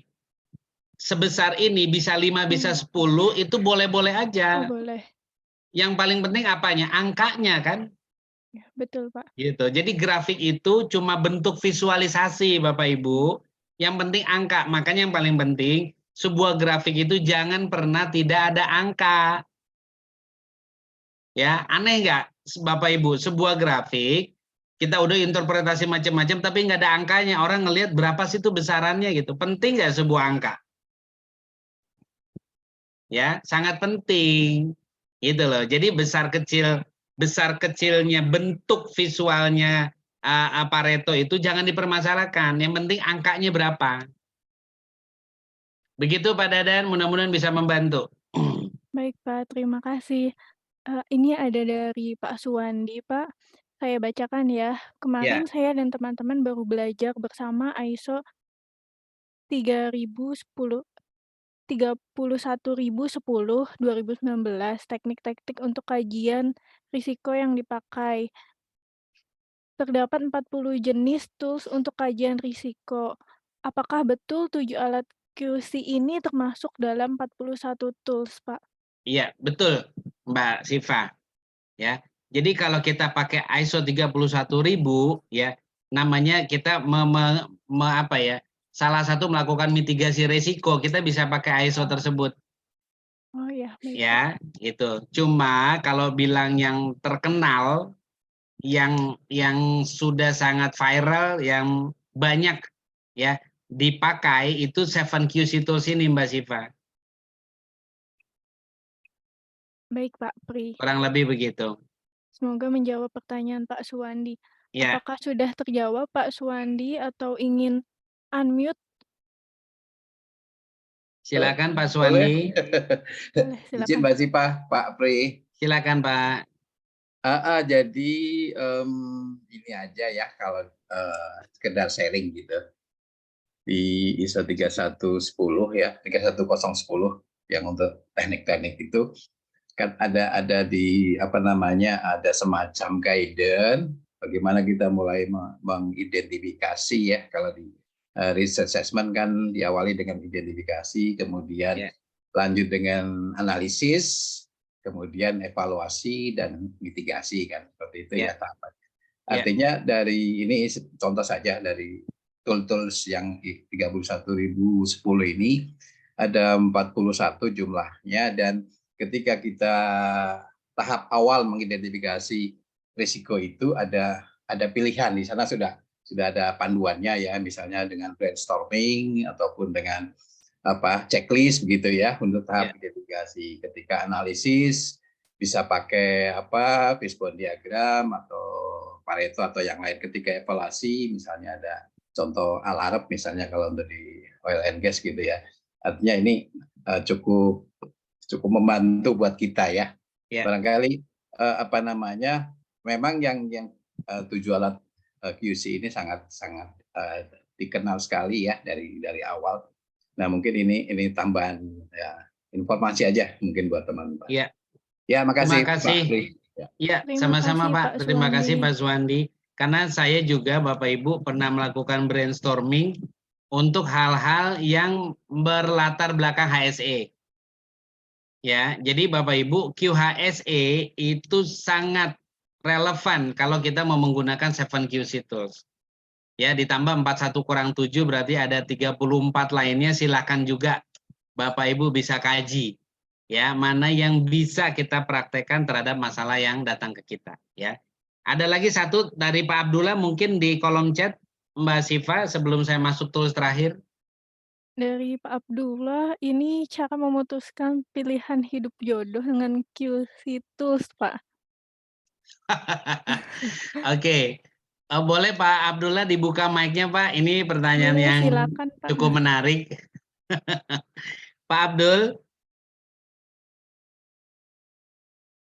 Halo Pak Abdul. Oke, masih ada di ruang Zoom kan Mbak Siva, Pak Abdulnya? Masih, Pak. Masih ada ya. Pak Abdul, maaf kalau boleh dibuka, silakan Pak. Silakan, Pak. Kalau tidak, jawabannya tidak akan terjawab ya, Pak. Ya, maksud saya supaya tidak misinterpretasi, nggak apa-apa, kita ingin mendengar gitu. Kalau memang beliau mau bicara. Pak Abdul mau sampaikan langsung, Pak?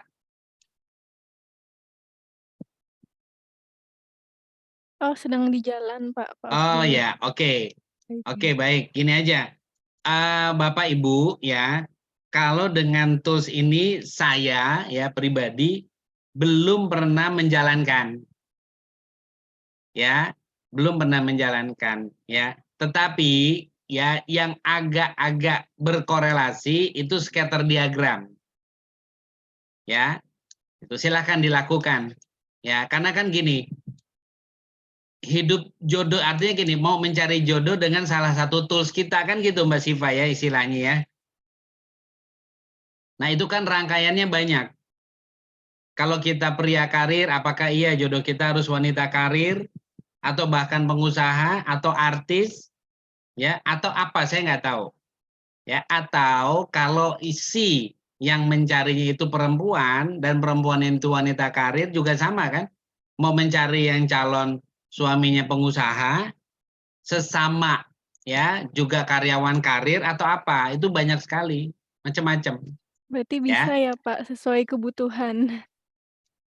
Kalau saya lihat yang mendekati scatter diagram, yang paling mendekati.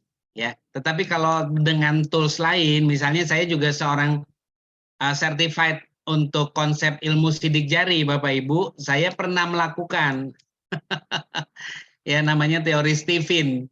Ya, itu. Jadi untuk mencari jodoh baik yang laki-laki mencari perempuan, perempuan mencari laki-laki, itu pernah saya lakukan. Tapi dengan 7QC itu saya belum pernah. Jadi saya juga nggak mau terlalu gegabah bilang tidak, bilang iya gitu. Tapi yang mendekati scatter diagram. Mudah-mudahan bisa membantu Pak Abdul nih Mbak Siva. Amin, Ya, Pak, mungkin semoga. beliau mau mencari buat dirinya atau mungkin keluarga atau anak bisa jadi. Betul, Pak. Semoga Ya. terjawab oleh pertanyaan. Iya, iya. Ini Bu Juniarti nanya teori sidik jari namanya apa? Namanya Stephen, Bu Juniarti. Ya, teori Stephen namanya. Oke, Mbak Siva, karena tinggal beberapa menit, ini pertanyaan siapa ya? Pak Lenovo, boleh kita hold dulu sampai saya jelaskan tools terakhir? Boleh, Pak. Ya, karena ntar saya dianggap punya hutang kalau satu tools belum saya bawakan. Baik, Pak. Silakan, Pak. Ya, saya balik lagi ke materi ya. Ini tadi terakhir scatter diagram ya. Oke, Bapak Ibu, tools terakhir atau tools ketujuh adalah control chart. Ya, control chart ini ya adalah peta yang menunjukkan batas-batas yang dihasilkan ya oleh sebuah proses dengan tingkat kepercayaan tertentu. Ya. Jadi ya konsepnya gini. Kita ini mau membuat satu batasan. Ya, biasanya control chart ini lebih banyak dipakai di manufacturing atau fabrication, fabrikator. Ya. Jadi tools ini digunakan untuk produk yang kita buat secara massal atau mass production. Ya. Jadi ya, nanti angka-angka yang masuk di batas mana yang kita bisa bilang oke, dia masih under spec. Ya. Dan titik-titik mana aja yang kita nanti kategorikan dia adalah over spec, artinya melebihi spesifikasi atau tidak masuk spesifikasi. Oke ya. Nah, realnya saya ambil contoh di webinar ini adalah contoh sebuah manufacturing oli. Ya, oli itu punya viskositas. Ya, viskositas itu bahasa fisika bagaimana sebuah kekentalan oli diukur. Ya, atau dalam bahasa Inggris viscosity. Ya. Nah, kita lihat di produksi ini ada batch 1 2 sampai ke 20 begitu ya, Bapak Ibu. Kemudian viskositasnya itu tertulis di masing-masing batch berapa, ya. Kita lihat ya, di batch pertama 34.05, nomor 2 34.40 sampai yang ke-20 nih 34.05. Oke. Kemudian moving range ya. Moving range ini adalah ya nilai-nilai yang kita bilang selisih dari viskositas pertama, kedua, kemudian sampai ke 20. Ya, contoh nih ya. Yang pertama kita sebut 34.05, yang kedua 34.40. Ya, kalau kita lihat selisih dari kedua angka ini maka nilainya adalah 0,35. Dan seterusnya dan seterusnya, ya. Sehingga ya, Bapak Ibu, mohon maaf sekali ya. Misal bagi yang baru belajar statistik di webinar ini ya, di kolom viskositas ya, di kolom viskositas itu paling bawah ada huruf X, kemudian ada garis di atas huruf X-nya, itu namanya rata-rata. Ya, dalam konsep statistik itu simbol dari mean atau rata-rata. Atau kalau bahasa Indonesianya mean ya, bacanya min. Itu rata-rata. Nah, kita lihat poin 1 sampai 20 itu rata-ratanya 34.09. Ya. Dan rata-rata dari moving range adalah 0,57. Ya. Nah, hasil viskositas ini kan memang hasil aktual dari produksi yang terjadi. Ya, kita catat dalam sebuah check sheet. Nah, yang disebut kontrol chartnya adalah yang di sebelah kanan. Ya, jadi kita urutannya adalah yang saya kasih warna kuning. Jadi ada 1, 2, 3 itu warna kuning ya. Jelas ya, terlihat ya Bapak Ibu ya. Nah, yang pertama itu tadi kita bikinkan check sheet-nya ya. Yang kedua kita bikin yang disebut kolom dari moving range atau grafik dari moving range. Oke, di sini tertulis ya, di bagian atas ada yang disebut UCL. UCL ini bukan Europe Champion League ya, yang suka bola bukan. UCL ini upper control limit. atau batas kendali atas. Ya, BKA. Nah, yang bawah LCL itu lower control limit atau BKB, batas kontrol bawah. Nah, 0,57 yang rata-rata dari moving range kita bikin tuh. Ya, 0,57 di mana?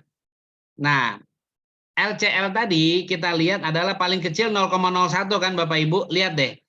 Dari moving range ini paling besar paling kecil 0,01.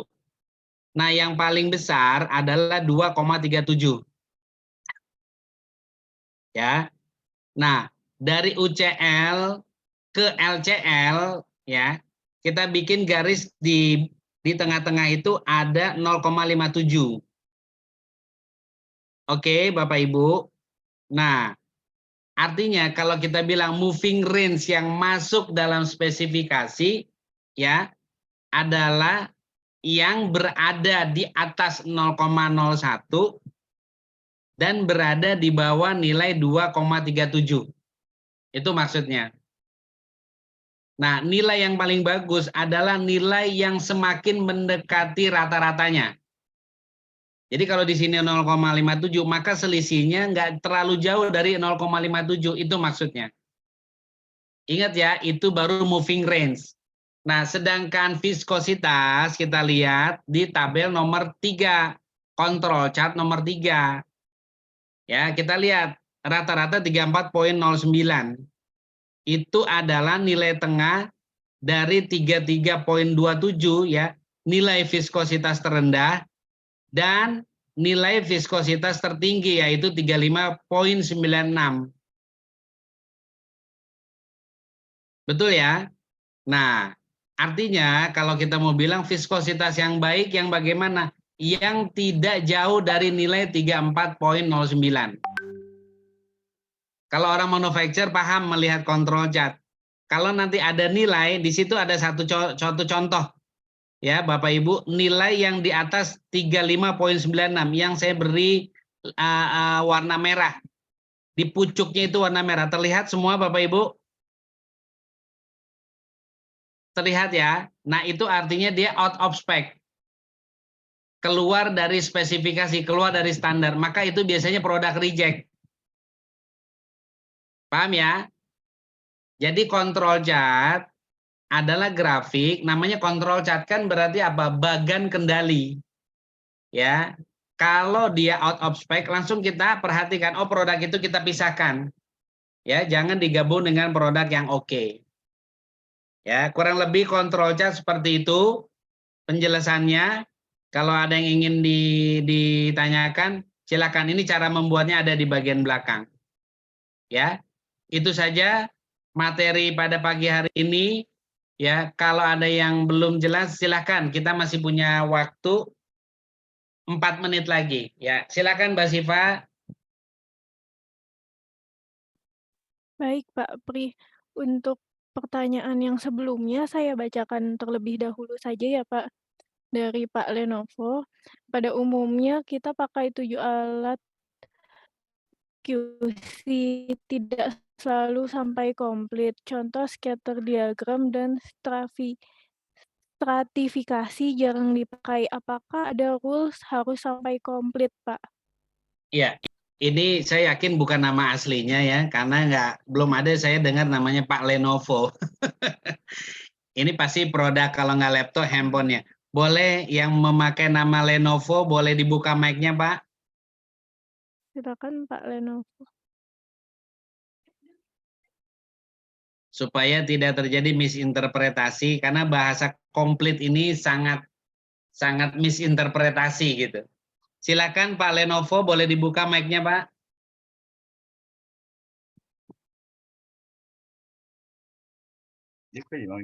Sudah ya? Sudah, Pak. Iya, Pak, silakan, Pak.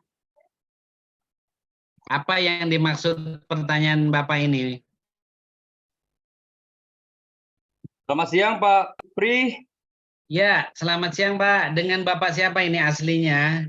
Ini dari Xiaoping, Pak, dari Batam, PT Tripod High Tech. Dengan Pak Saufi. Iya, Pak. Pak Saufi ya, Pak? Iya, Saufin.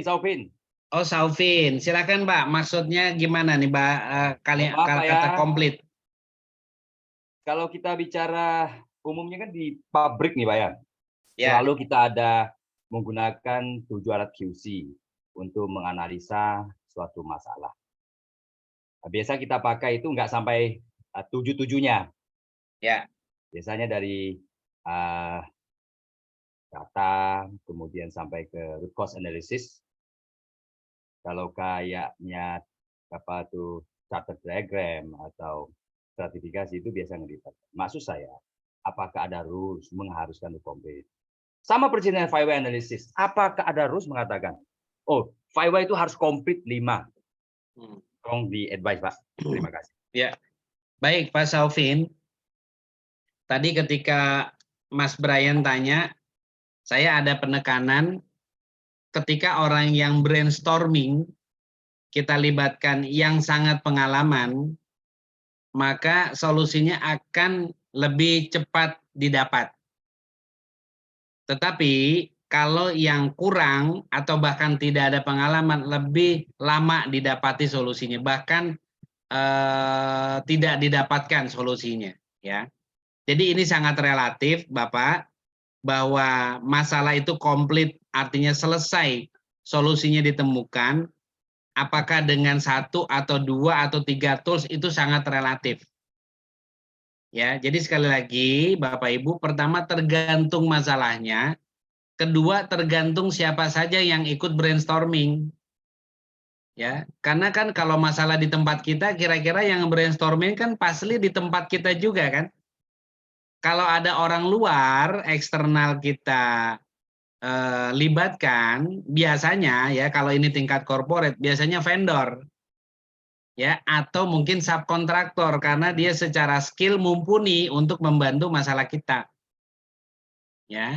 Jadi sekali lagi Pak Saufin, saya menjawab untuk komplit itu tidak pernah ada batasan berapa tools yang kita gunakan.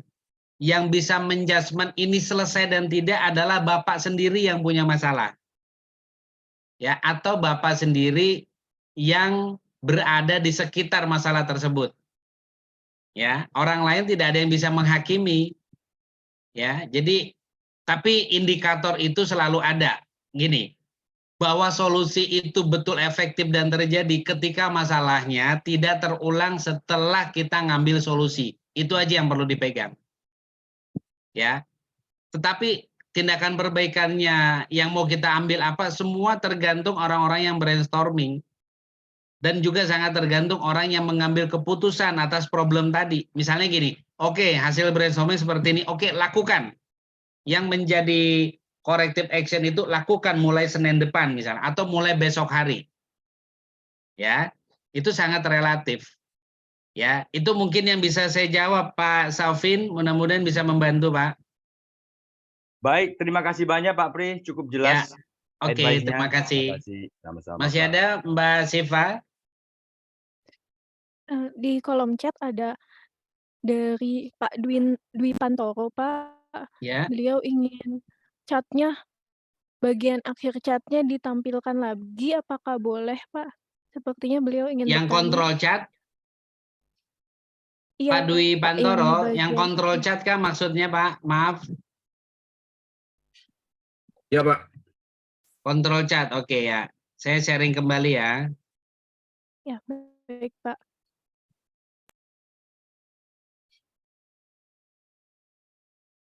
Ini Pak. Setelah ini Pak.